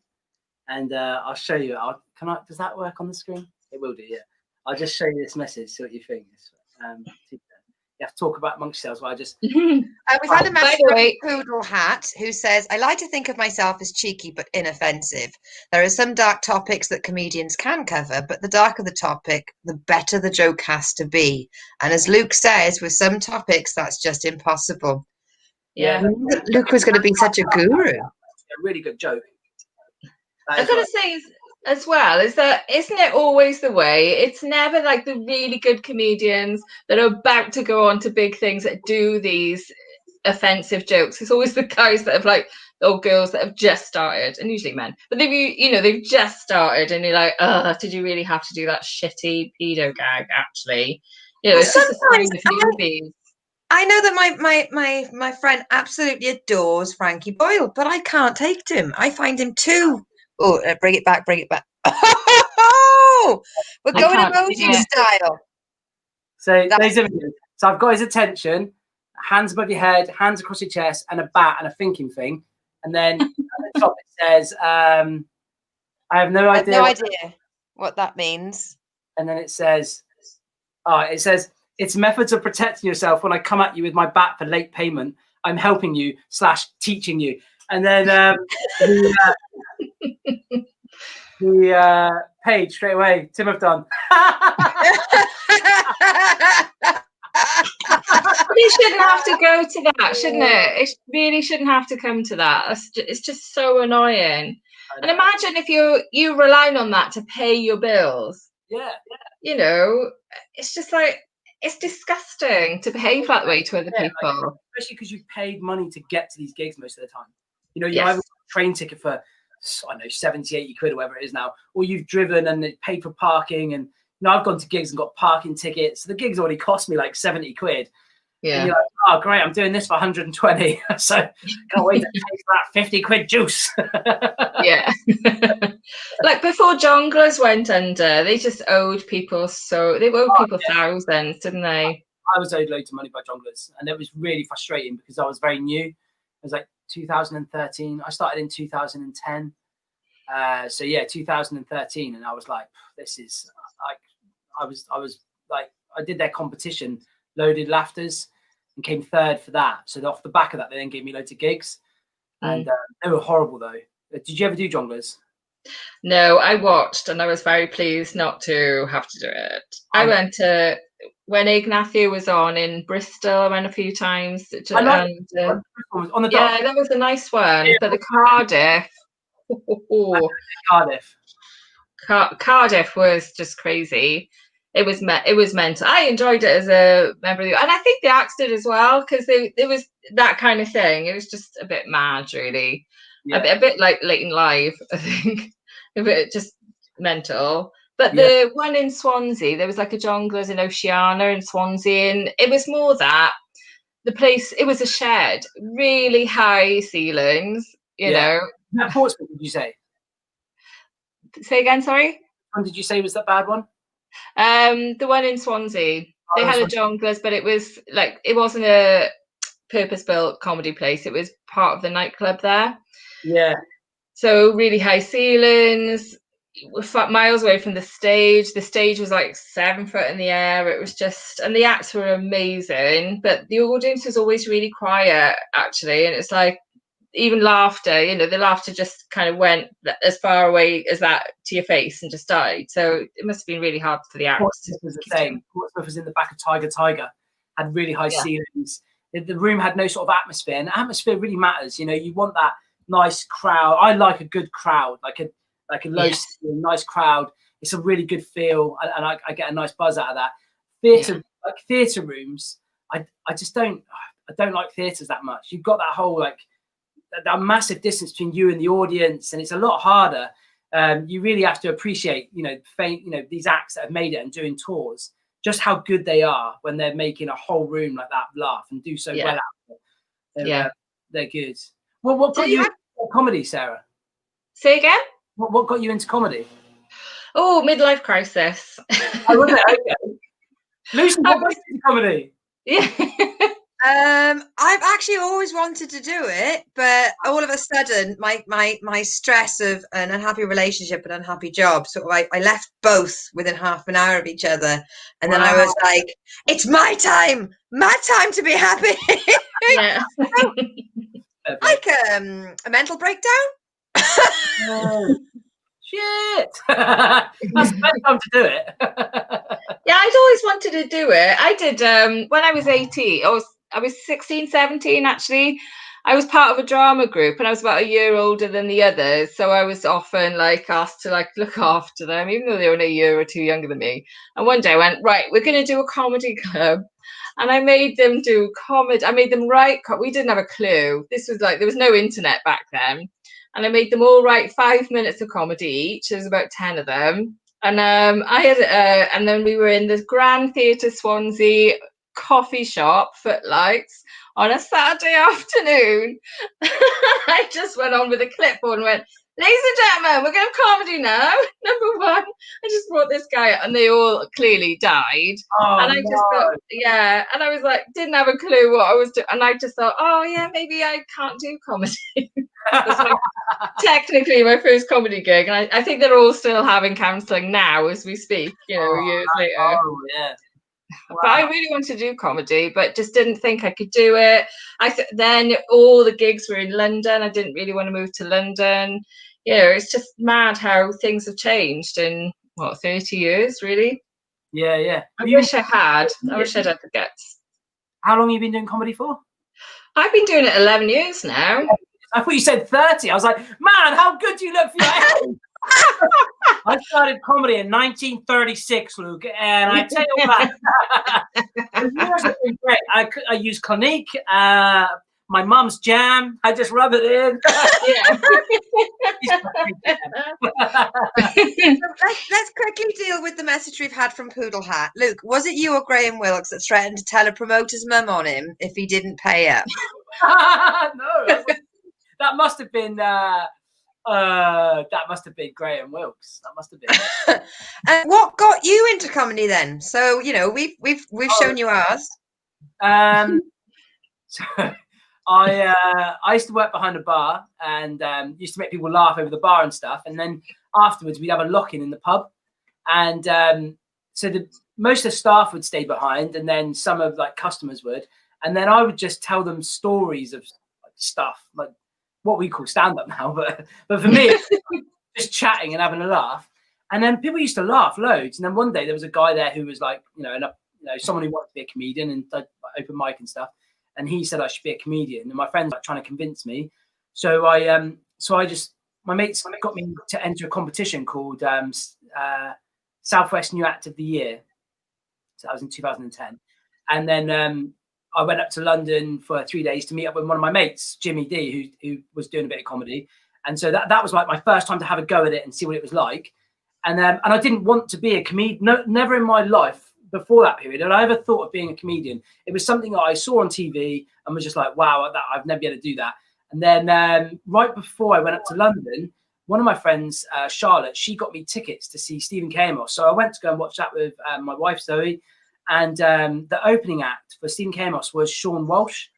And that was the first time ever in my life that I'd seen a comedian and thought, oh my God, that's what I want to do. Just because he was talking about everyday stuff, like banging his head on the bus. And have you ever seen his first routine he did? He used to do a thing. His DVD, his first DVD. So his first routine, he used to do this thing where he would stand up and go like, when you bang your head on the bus, you have to look at what you banged your head on, even though you know it's the roof of the bus. You always look up, you always go like, oh, like that. He said that you have to, because you can't be the guy that gets up, bangs his head, and then just walks. And then he does like a right nutter. And so I watched him do this routine. I was like, wow, this is so funny. And so then I thought, yeah, go on, then I'll go up to London and have a go, and did these open mics, and they all went well.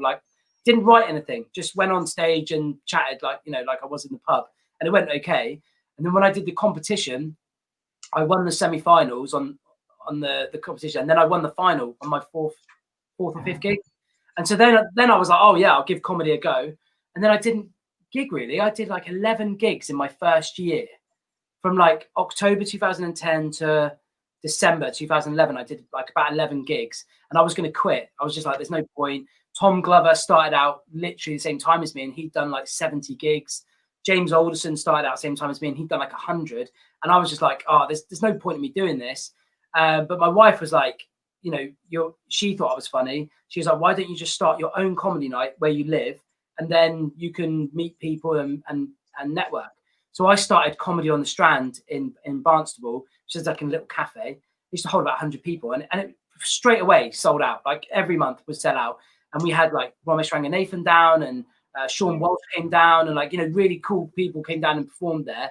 And so, yeah, that's how I really got into it. Like that sort of took off then. And after that, I think in 2012, when I finally went for it, that's when I came third in Loaded Laughters, or Laughing Horse. I did Laughing Horse, and then I did Loaded Laughters, and then 2013 is when it really took off. That was it.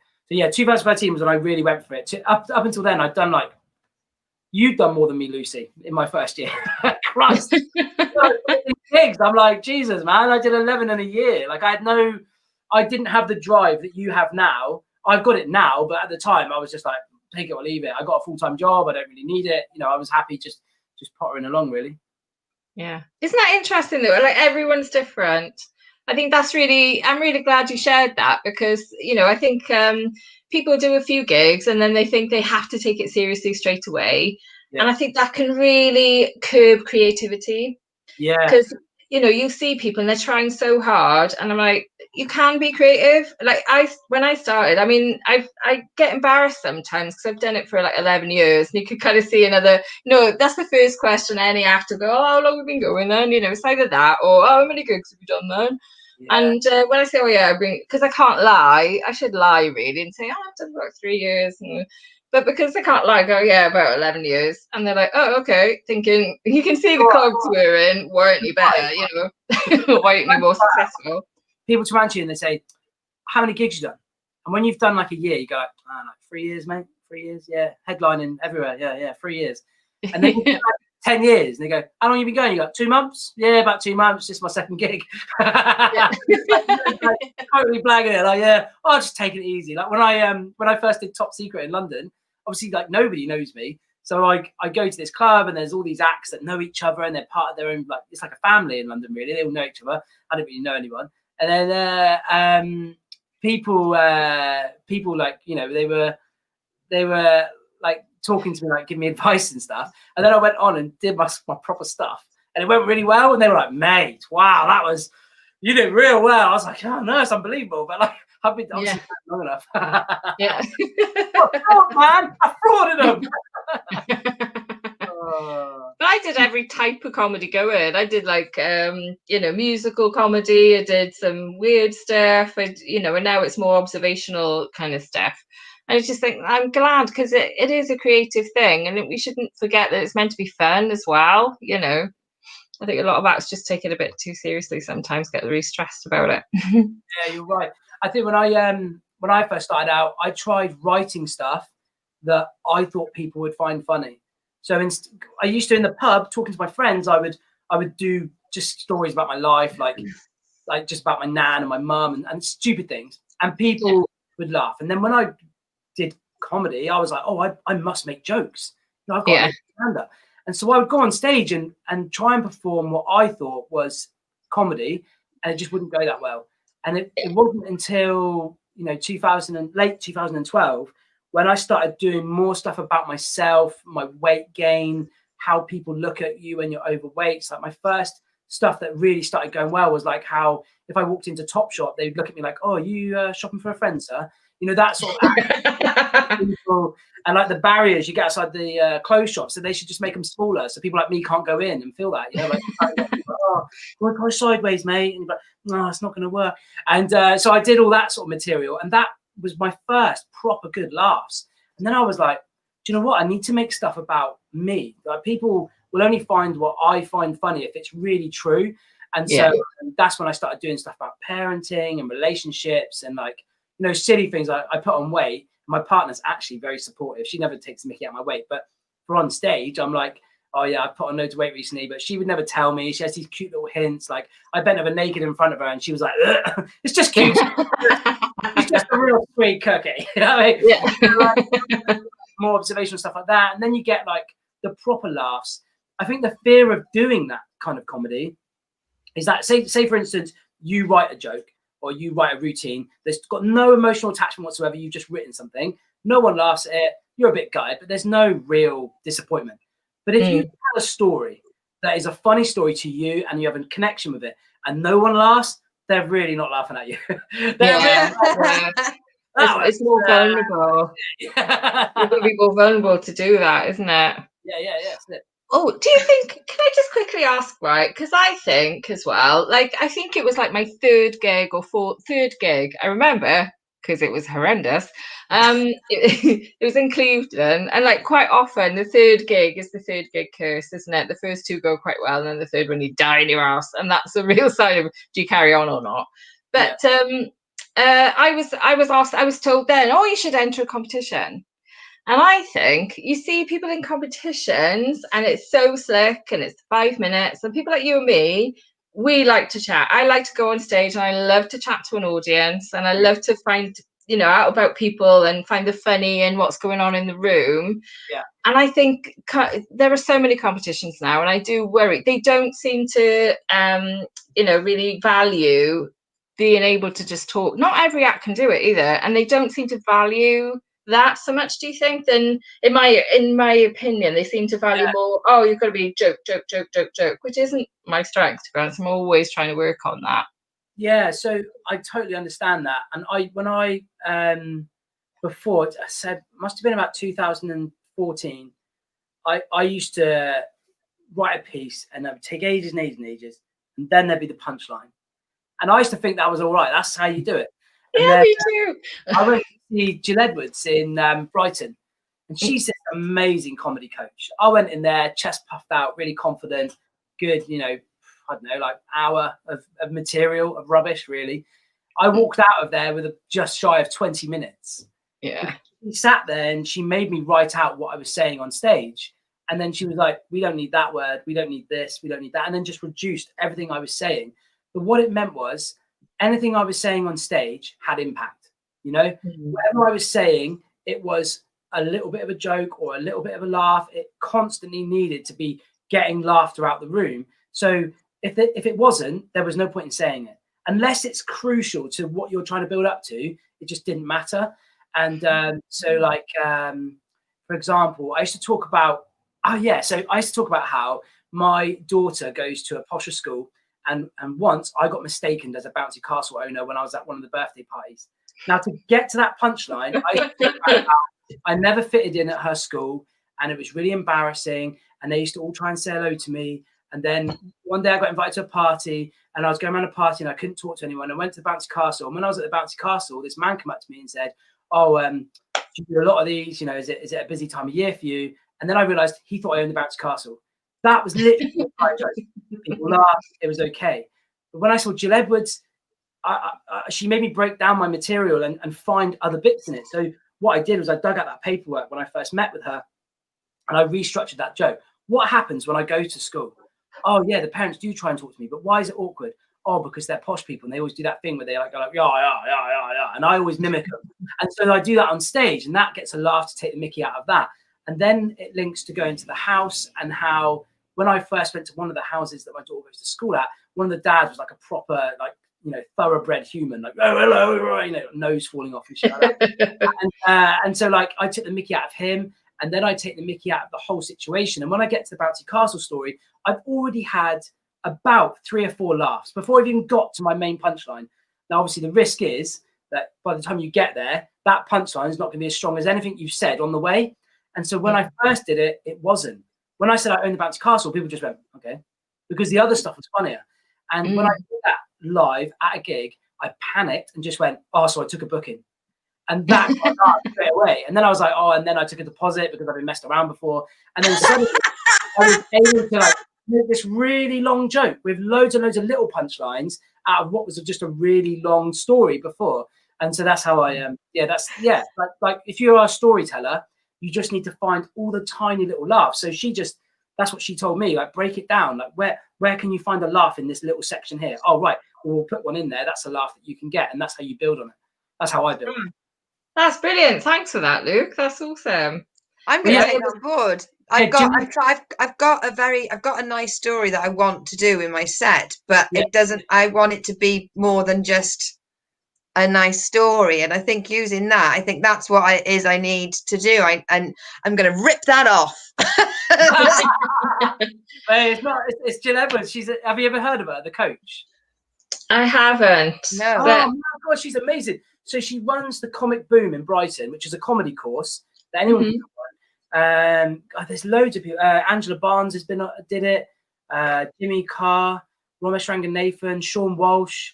Like they all did that course, and they also go and see her when they want to go up to Edinburgh and they want to like strip down everything they're doing. They'll go see Jill, and she can just go through it. She's a really good coach. She doesn't pull any punches, which is what you want out of a coach. You want someone to go, that's not funny. That's generic. That's been done 20 million times. You know, you need that, don't you? Because that way, when you go and do a proper show, you want to be the guy up there really killing it. Yeah.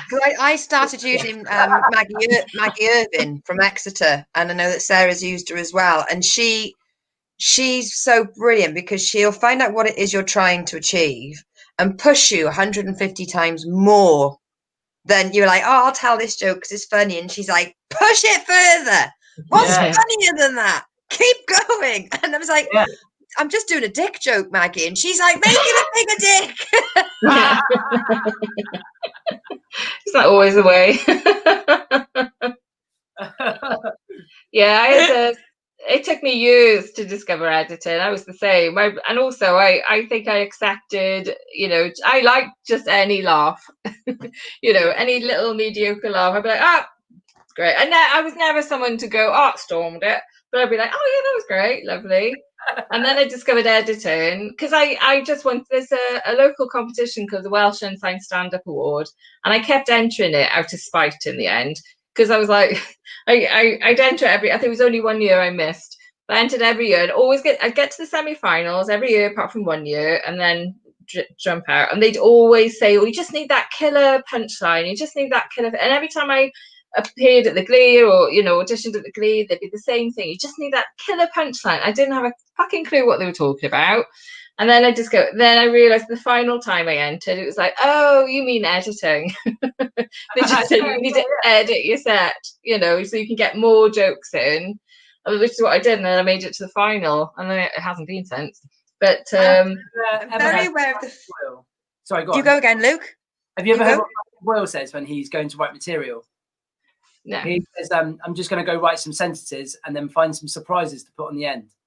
I like that. Look at it. You take a story, get to the end, what's the twist, you know? And so that's what he does with his. I think that's really good how he does that.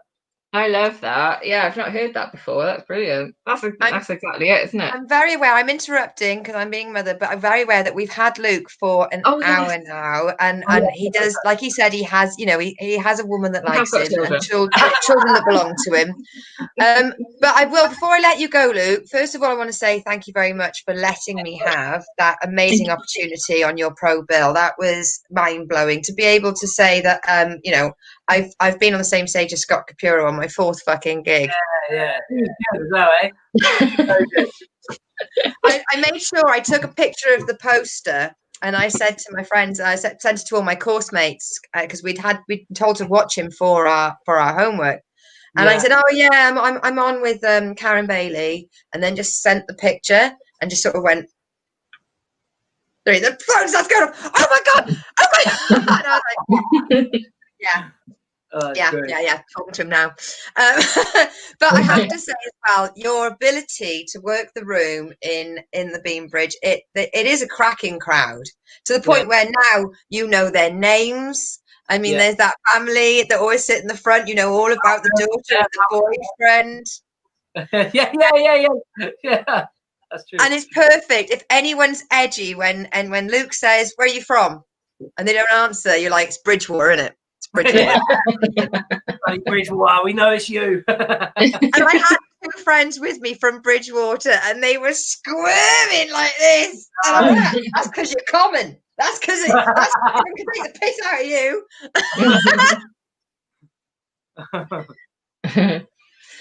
Thanks for coming on, Luke. Before you go anywhere, what is the name of your podcast, just so that we can give everybody? Oh, it's a vlog. It's on YouTube. The Journeyman's Review. Right, making a note. And also, Lucy normally asks this, but I'll just jump in as Lucy's typing it for us. Yeah. Is there anyone that you could recommend that we could ask to come on? And if you've had a good time, could you ask them to, well, let them know that we're not scary and that we are nice people. Yeah, well, like Tom Glover, he's a good actor, isn't he? Yeah. Yes. Write that down, Seb, write that down. Louis Burgess. Yeah, that's it. The Journeyman's Review podcast. But it's a vlog. I haven't put it on podcast yet, so I've just been doing the videos on YouTube. But it seems to be going well. We had Andy Costello on there. Have you seen him?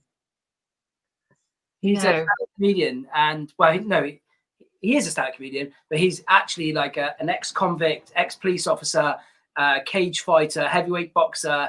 Yeah, been to prison. Like, he's got such an interesting life, and now he's a stand-up comedian.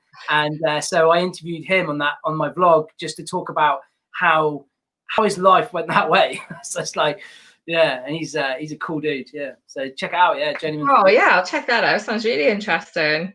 Nice and for everybody watching as well, Luke is on Twitter, and Luke has got his own comedy page on Facebook as well. Have you got your own website?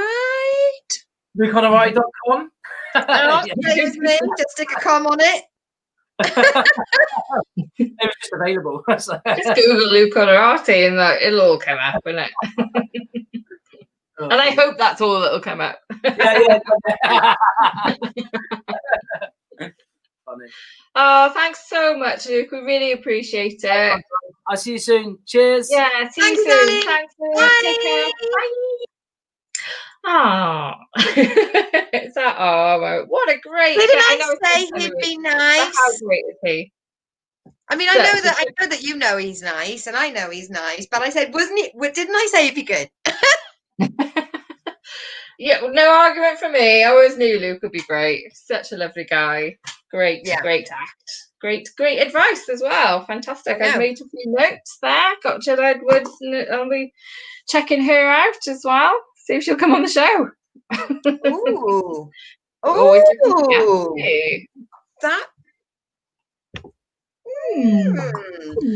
Big hello to Hugh. Hope you had a lovely day at work. Oh, 7 till 7. I know. He did terrible hours the other day as well, and I thought, fucking, you stayed up for the Lucy show. Fair play. Like he hasn't suffered enough. I know. He was a really good person. Your rep for good guests. Keep building. Oh, thank you very much, darling. Please share, let everyone know about us and buy us a coffee. Right. It's time for the review. Yes. So let me press the button. Yeah. So. I saw otters in real life. So I post about it on Instagram because that's how you prove that life happened. And then this woman responds to me. My husband told me that otters rape baby seals. I just thought you should know. You don't know me. Maybe that's why I like otters. It's kind of weird fairy tale animal sex happens in your head. No animals are asking for consent. How do you think your labradoodle was made? Did you think Lady and the Tramp? This was 2 dogs, 1 cup.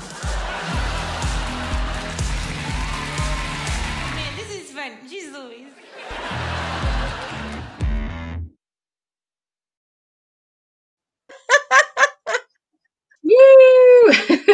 Why have I gone so light all of a sudden? I think it's because it's dark now outside. It's changed my lighting a bit. Right.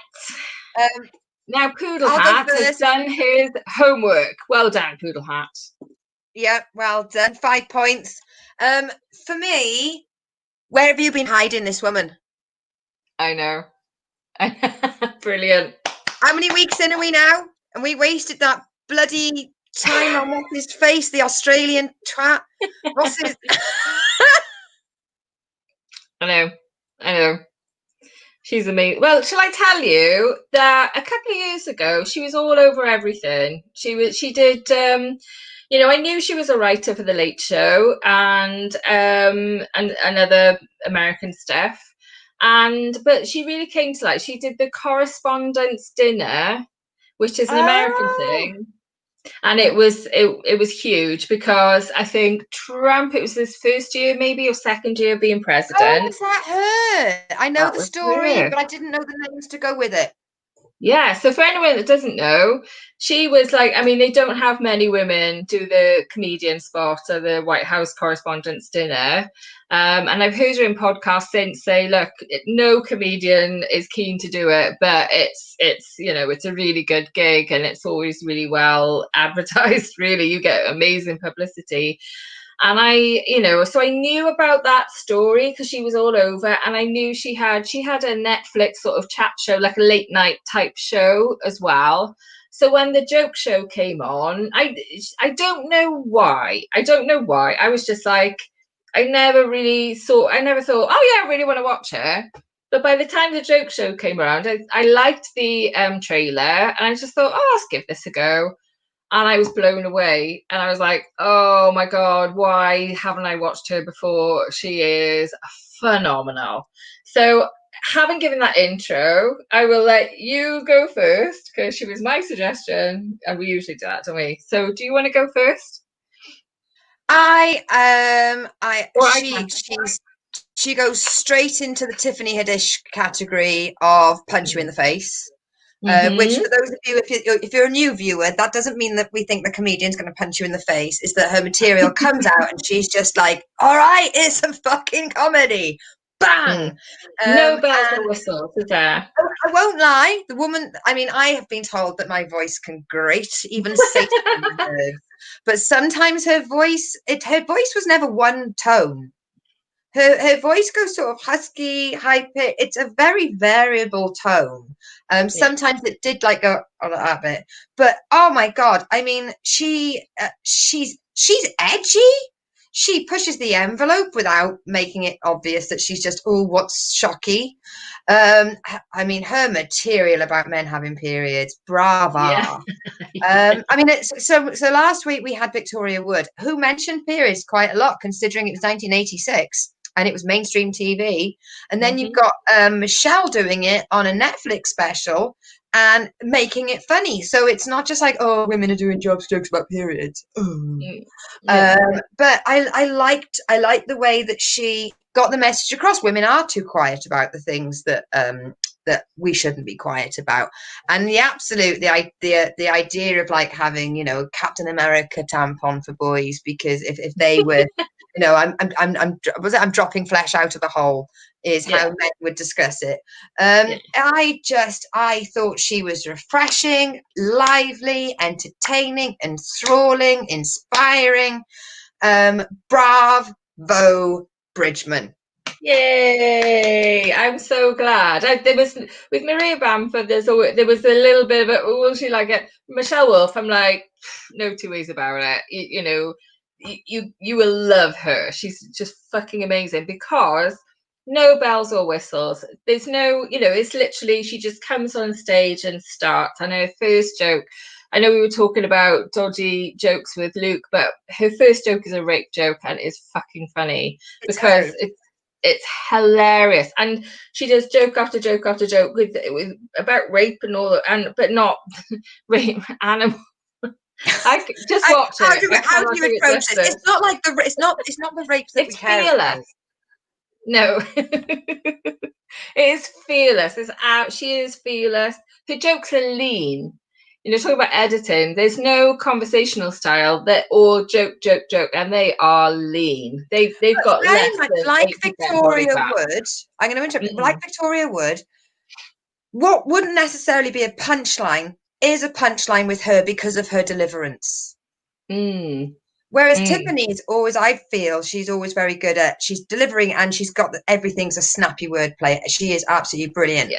But with Victoria Wood, like I said last week, how she said, went to town, tried some shoes on, ate some salad. That's not a joke. But the way she did it in her delivery makes you cry with laughter. And the same with Michelle. What not necessarily would seem like a punchline, she just looks at the audience and goes, and everybody's crying. Yeah. But she's very placed. She's very structured on stage. She's not just wandering around. She is very placed. She's very, and like, you say about comedians, are they observational? Are they satire? She's everything. She's all of that and the above. It's so that hour just absolutely flies by. And her wording, like one of her wordings, it was when she's talking about the storms and stuff, and she says, "Oh, we don't say, oh, Florida was kissed with wind by God." What great words, for that, for to say a storm, and like when she's saying if men had periods, she's like, I don't think we'd be very nice. We'd be like, get in the shed, Karen. You're very leaky. You're very leaky today. Get in the shed. And I'm like, oh my God, we absolutely would. Because women would be like, you are not getting blood everywhere. Stay away from my sofa. Stay the fuck away from my sofa. I cannot trust you to make tea. Yeah. You are not leaving me in my upholstery. And she's like going, how often? We'd be like, so when did you last, we'd be looking after. When did you last change your tampon? 3 years ago. You just gotta watch it. It's just so well observed. It's well written. It's well performed. It's absolute top notch. I don't know how I knew of a woman that did the correspondence, so I knew that story. Yeah. But she's never crossed my path, and I find it quite surreal that with my algorithm on Netflix, I watch a lot of comedy. No shit, Sherlock. Yeah. And yet, even if you type in stand-up comedy, you'll get 6 suggestions.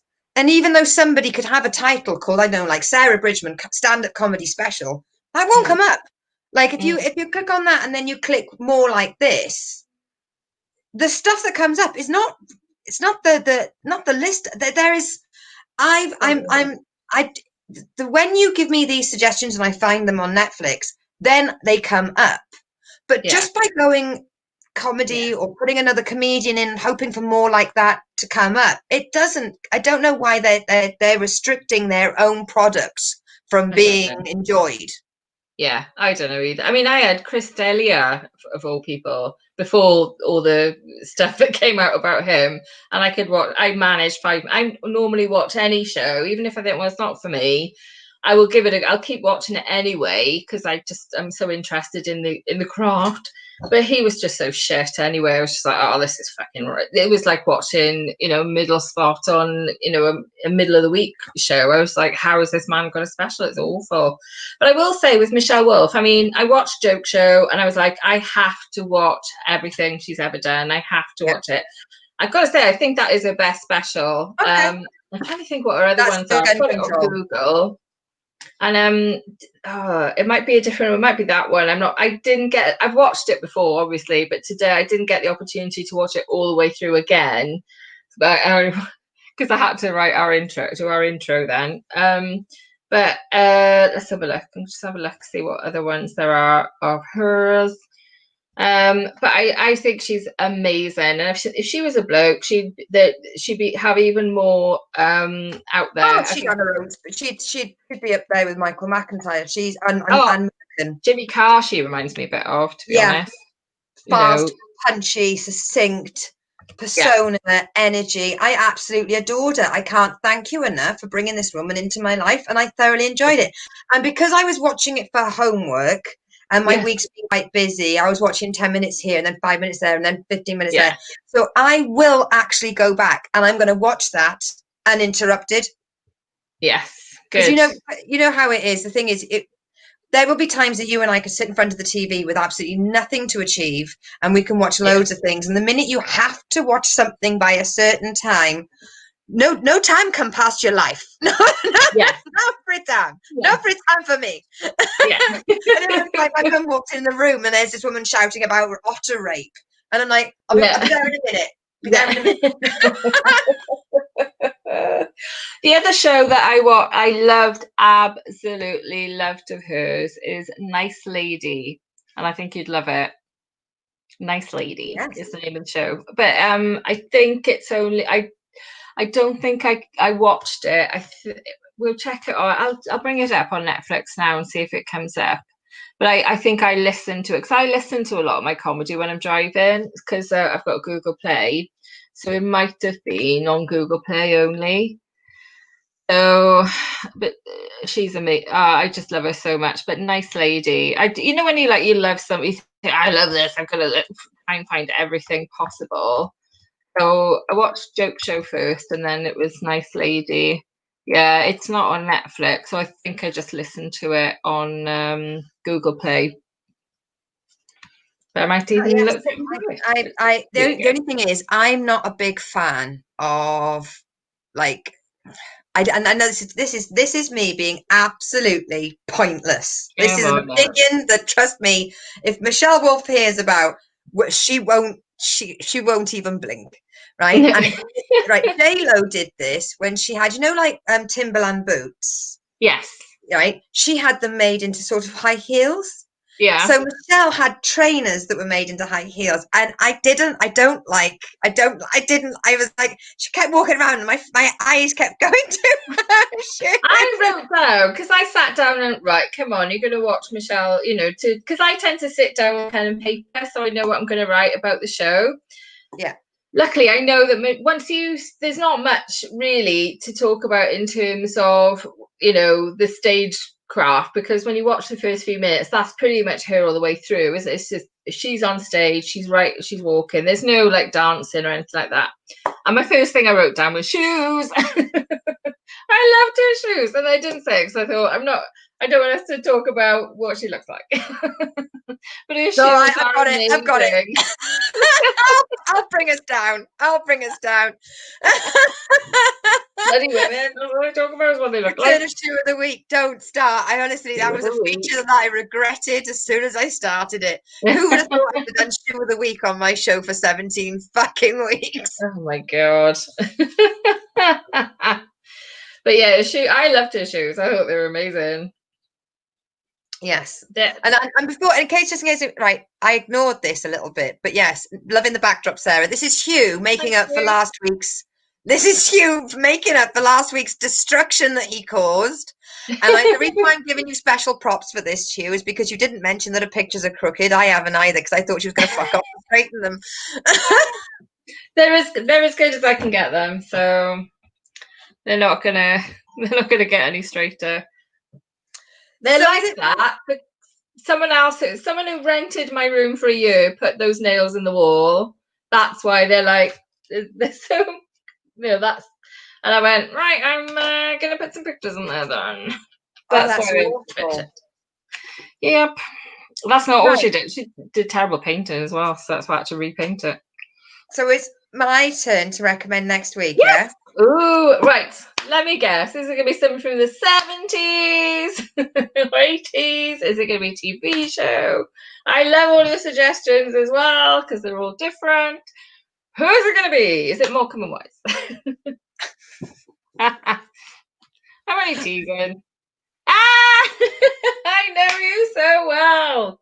I know you so well. Right. Okay. So good. A good one. Reason why this one is one of my favorite specials is because I've got opinions regarding the behavior and standards of stand-up comedians during the early 90s and the way that they treated the veteran comedians. So you had your sort of Alexi Sale and your Tony Slattery and like the Ben Eltons and all that Mary Whitehouse experience. The Mary Whitehouse experience and stuff, and the way that they talked about and disrespected the old guard of comedy on that way, I felt, and I was only like in my early teens as well. I didn't like it. You could see it in all the interviews on the TV, the way they did their stand up and they'd rip into it. And if you can only make a comedy set about punching down on someone, maybe you shouldn't be a comedian. Yeah. And the reason why this is so amazing is because if you watch this, just like with an audience to Victoria Wood, you look in the audience of this, and it is every alternative UK comedian of that time with their mouths open. And that's all I'm going to say. I'm going to leave it there. Okay, that's all I'm going to say. Yes, I'm really glad you suggested Bob Monkhouse, because he's a phenomenal writer, and so much to discuss about him. yeah, I think I listened to an interview of his, and so I know a little bit about his early life and when he first got into comedy and how he, you know, and his work ethic. Phenomenal, absolutely phenomenal. Yeah, but Harry Ray, Bob was exemplar, but it was more like Bob Monkhouse and Des O'Connor, and of that ilk that they were punching down on. Fair enough, Bernard Manning, yes, but just because there was one old guard that wasn't, you can't just blanket sweep an entire generation of comedy that paved their way. Yeah, and especially as I thought all men like to help all men out. Hashtag not all men. Yeah, exactly. You know, where was your brotherhood then? Yeah. But no, I absolutely and yes. So I'm very excited. And any excuse to watch it again. It's only been about 5 months since I last saw it. Where can we find it? Is it on YouTube's? Oh look. It's there. I've put the link in the chat for everybody. Fantastic. Thank you. Because I am that good. All you have to do is you put in Bob Monkhouse, The Last Stand, into YouTube. It's up, and it's 59 minutes long, and it's got no adverts or anything like that. It's a straightforward special on YouTube. Boom. Brilliant. Thank you very much. Sarah's going to suggest an old comedy, and I'm going to be like, "Oh, have you heard of this new act?" But that will be many years to come. Well, actually, I was thinking the next one might be something like a sitcom, maybe. I don't know. Just to change it up a bit. I love it. And you know what, people, right? Even though Sarah and I talk about our spreadsheet that we have, we don't put stuff on there because we don't tell each other this until we get to this bit. I like the surprise, actually. So I did put up a couple, but I'm not putting it up anymore. No. I like the surprise. So I'm going to see if I can surprise you. That's into it, fine. Yes. So, Sarah, I want to congratulate you on your first ever gig in COVID times. Yeah. I want to thank you as well for all the attention and hand holding and whinging and bitching that you had to put up with me doing it wasn't my first competition because obviously I didn't get the funny women, I didn't get through the heats. It's my second competition that I entered. So thank you so much for all your support and your guidance and your help and you just being an absolute legend. Thank you. It's my pleasure. I just it's hard, you know, it's nice to be there for somebody, you know. It's and I think the hardest thing with comedy is at the end of the day it doesn't matter what I think, it only matters what do you think. Really, that's the hardest thing. Yeah, you just go get through it. Hugh, quick question, what are your views on Spitting Image returning? It did actually return. I think it was called something like Newsoids. It came back quite recently. I believe that puppetry and satire belong hand in hand, and it's the reason why we are better than every other nation, because we can sit down as a nation on a Saturday night and watch a puppet take the piss out of the way that the country's run, and we all join in. And in fact, Spitting Image was so important during the 80s. If you didn't have a character on Spitting Image, you didn't exist. Here's my view. Apparently, unfortunately, I think it did. I mean, it ruined some people's careers. Like, they did a song. Oh, it was really funny. John Major and the grey one. Yeah, but also pop people, because there was the the ladder is fantastic, Clyde. Yeah. That is brilliant. That's a really good suggestion for each one. No, there was, remember at the time it was Simply Red and Lisa Stansfield, and they all sang like soul singers. Mm-hmm. There was a piss take parody on Spitting Image, and it was like they just went overnight, all those soul singers, and I quite like that kind of music. So it had a really strong sway, and apparently Margaret Thatcher liked it because it made her look really strong. They thought, oh, we're going to make her look like she's a bloke and wearing a suit and everything, but she really liked it because it made her seem stronger than she was. So I don't know, I think it can be influential. I couldn't ever sit through a whole program, to be honest. I used to watch bits and pieces. I did find it funny, but I did struggle to sit through a whole thing. They came back, I think it was ITV, and they did Newsoids. but because it's a really shit title, I think it suffered from bad title, and everyone was like, "What the fuck is this next?" Yeah. So they need, if you're going to do Spitting Image, it's got to be called Spitting Image. Call it Spitting Image, isn't it? But I personally, it's not my cup of tea. But bits and pieces of it I really liked. And I thought obviously it was phenomenal. It was a full cast of male comedians doing the voices, because obviously it was the 80s. But a big round of applause to Kate Robbins for all the voices that she did, and the powerhouse that is Kate Robbins representing the females for Spitting Image. I mean, she's amazing. Which reminds me, Hayden Pace. Remember Hayden Pace? They were huge. I loved Hayden Pace. They were massive. And they disappeared. Well, one's accountant now, I think. They're both well. They're both healthy. They were in something really recently where they sort of walked in and stood there, and everybody was like, "Who the fuck is that?" They wrecked David Steele because it was shown as a pocket puppet of David Owen. Yeah. Well, they wouldn't have written it if he wasn't. Yeah. It's very difficult to make a joke out of somebody doing something that they're not. But yes, Hayden Pace. I mean, they were so. They were huge. They were huge. They were like the Peter Kay of their time, weren't they? Really? Oh, like remember at the height of his fame, they were just massive, and then they disappeared. I think one of them tried to go into acting a bit, but that's definitely one for the future. Someone to have a little think about. Okay. I'm trying to think what I'm looking at, because I remember they were somewhere recently, and I'll have a look. We'll have it for the next week. Yes. If you're all very lucky, we might even put Stonk on for you. Yay! Do you remember the Spitting Image song? I love the Spitting Image song. Never Met a Nice South African, and you've got the chicken song. The chicken song. I was the one that got to tell my South African friend about. She went, "Why does everyone keep saying they've never met a nice South African?" And I was like, Did you ever hear a song called this? And she was like, "No." So I played it to her, and she was like, "Well, it wasn't famous, was it?" And I went, "#1 for about a month and a half." I listened to many a junior school disco dance along to the chicken song.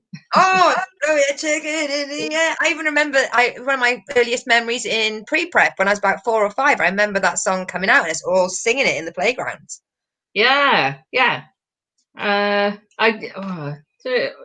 I'm sure I would remember many of the words. Maybe not all of them, but maybe not all of them. No. Right, I'm gonna have to head off as well as Sarah, because otherwise, I know what we're like. We're gonna sit here gabbing for hours. But should we play the intro again? Because I don't think many people saw it. I was going to play the intro again because it's so good. But what I wanted to tell everybody is next week at 6 p.m. we have the returning First Lady of Bristol. And it's going to be a little bit more adult, because we're going to have a glass of wine all together. So please, if you are of the ilk that drinks, please do charge your glasses for next week's show, because Louise said she'll have hit some sort of writing target, and therefore she will be rewarding herself. So the amazing, the fabulous Louise Lee is coming back to the kitchen sink, and we are so we're a little bit fucking lucky, aren't we? Oh, we're so lucky. She was such an amazing guest the first time round. We're really lucky that she's coming back. I'm so pleased. It means to annoy her. Yay! Woo! Yes, add booze to the shopping list, right? Yeah. I will too, because I don't really have any booze here, apart from a massive bottle of Prosecco that I got for a birthday. I can't open that. I can't drink that all on my own. It's like that. It's like, I have to open it. Well, I mean, I'm sort of alcohol like rats for me. I'm never really 3 meters away from it. Right, come on. Let's say goodnight. Hang on. Right, so everybody, I want you to pay attention to the amazing work that was done by Ms. Bridgman. Right, let me just take... we've got to put that on there. Right, and then Guess how long this took me to do. right, there we go. Now, everybody, look at our titles. Go. Welcome to the kitchen sink. We will chat, we will make you think. You will not want to go to the loo. You could miss a lot if you had that poo. Stay and watch and join in. Yeah! Yay! Hey! Yay!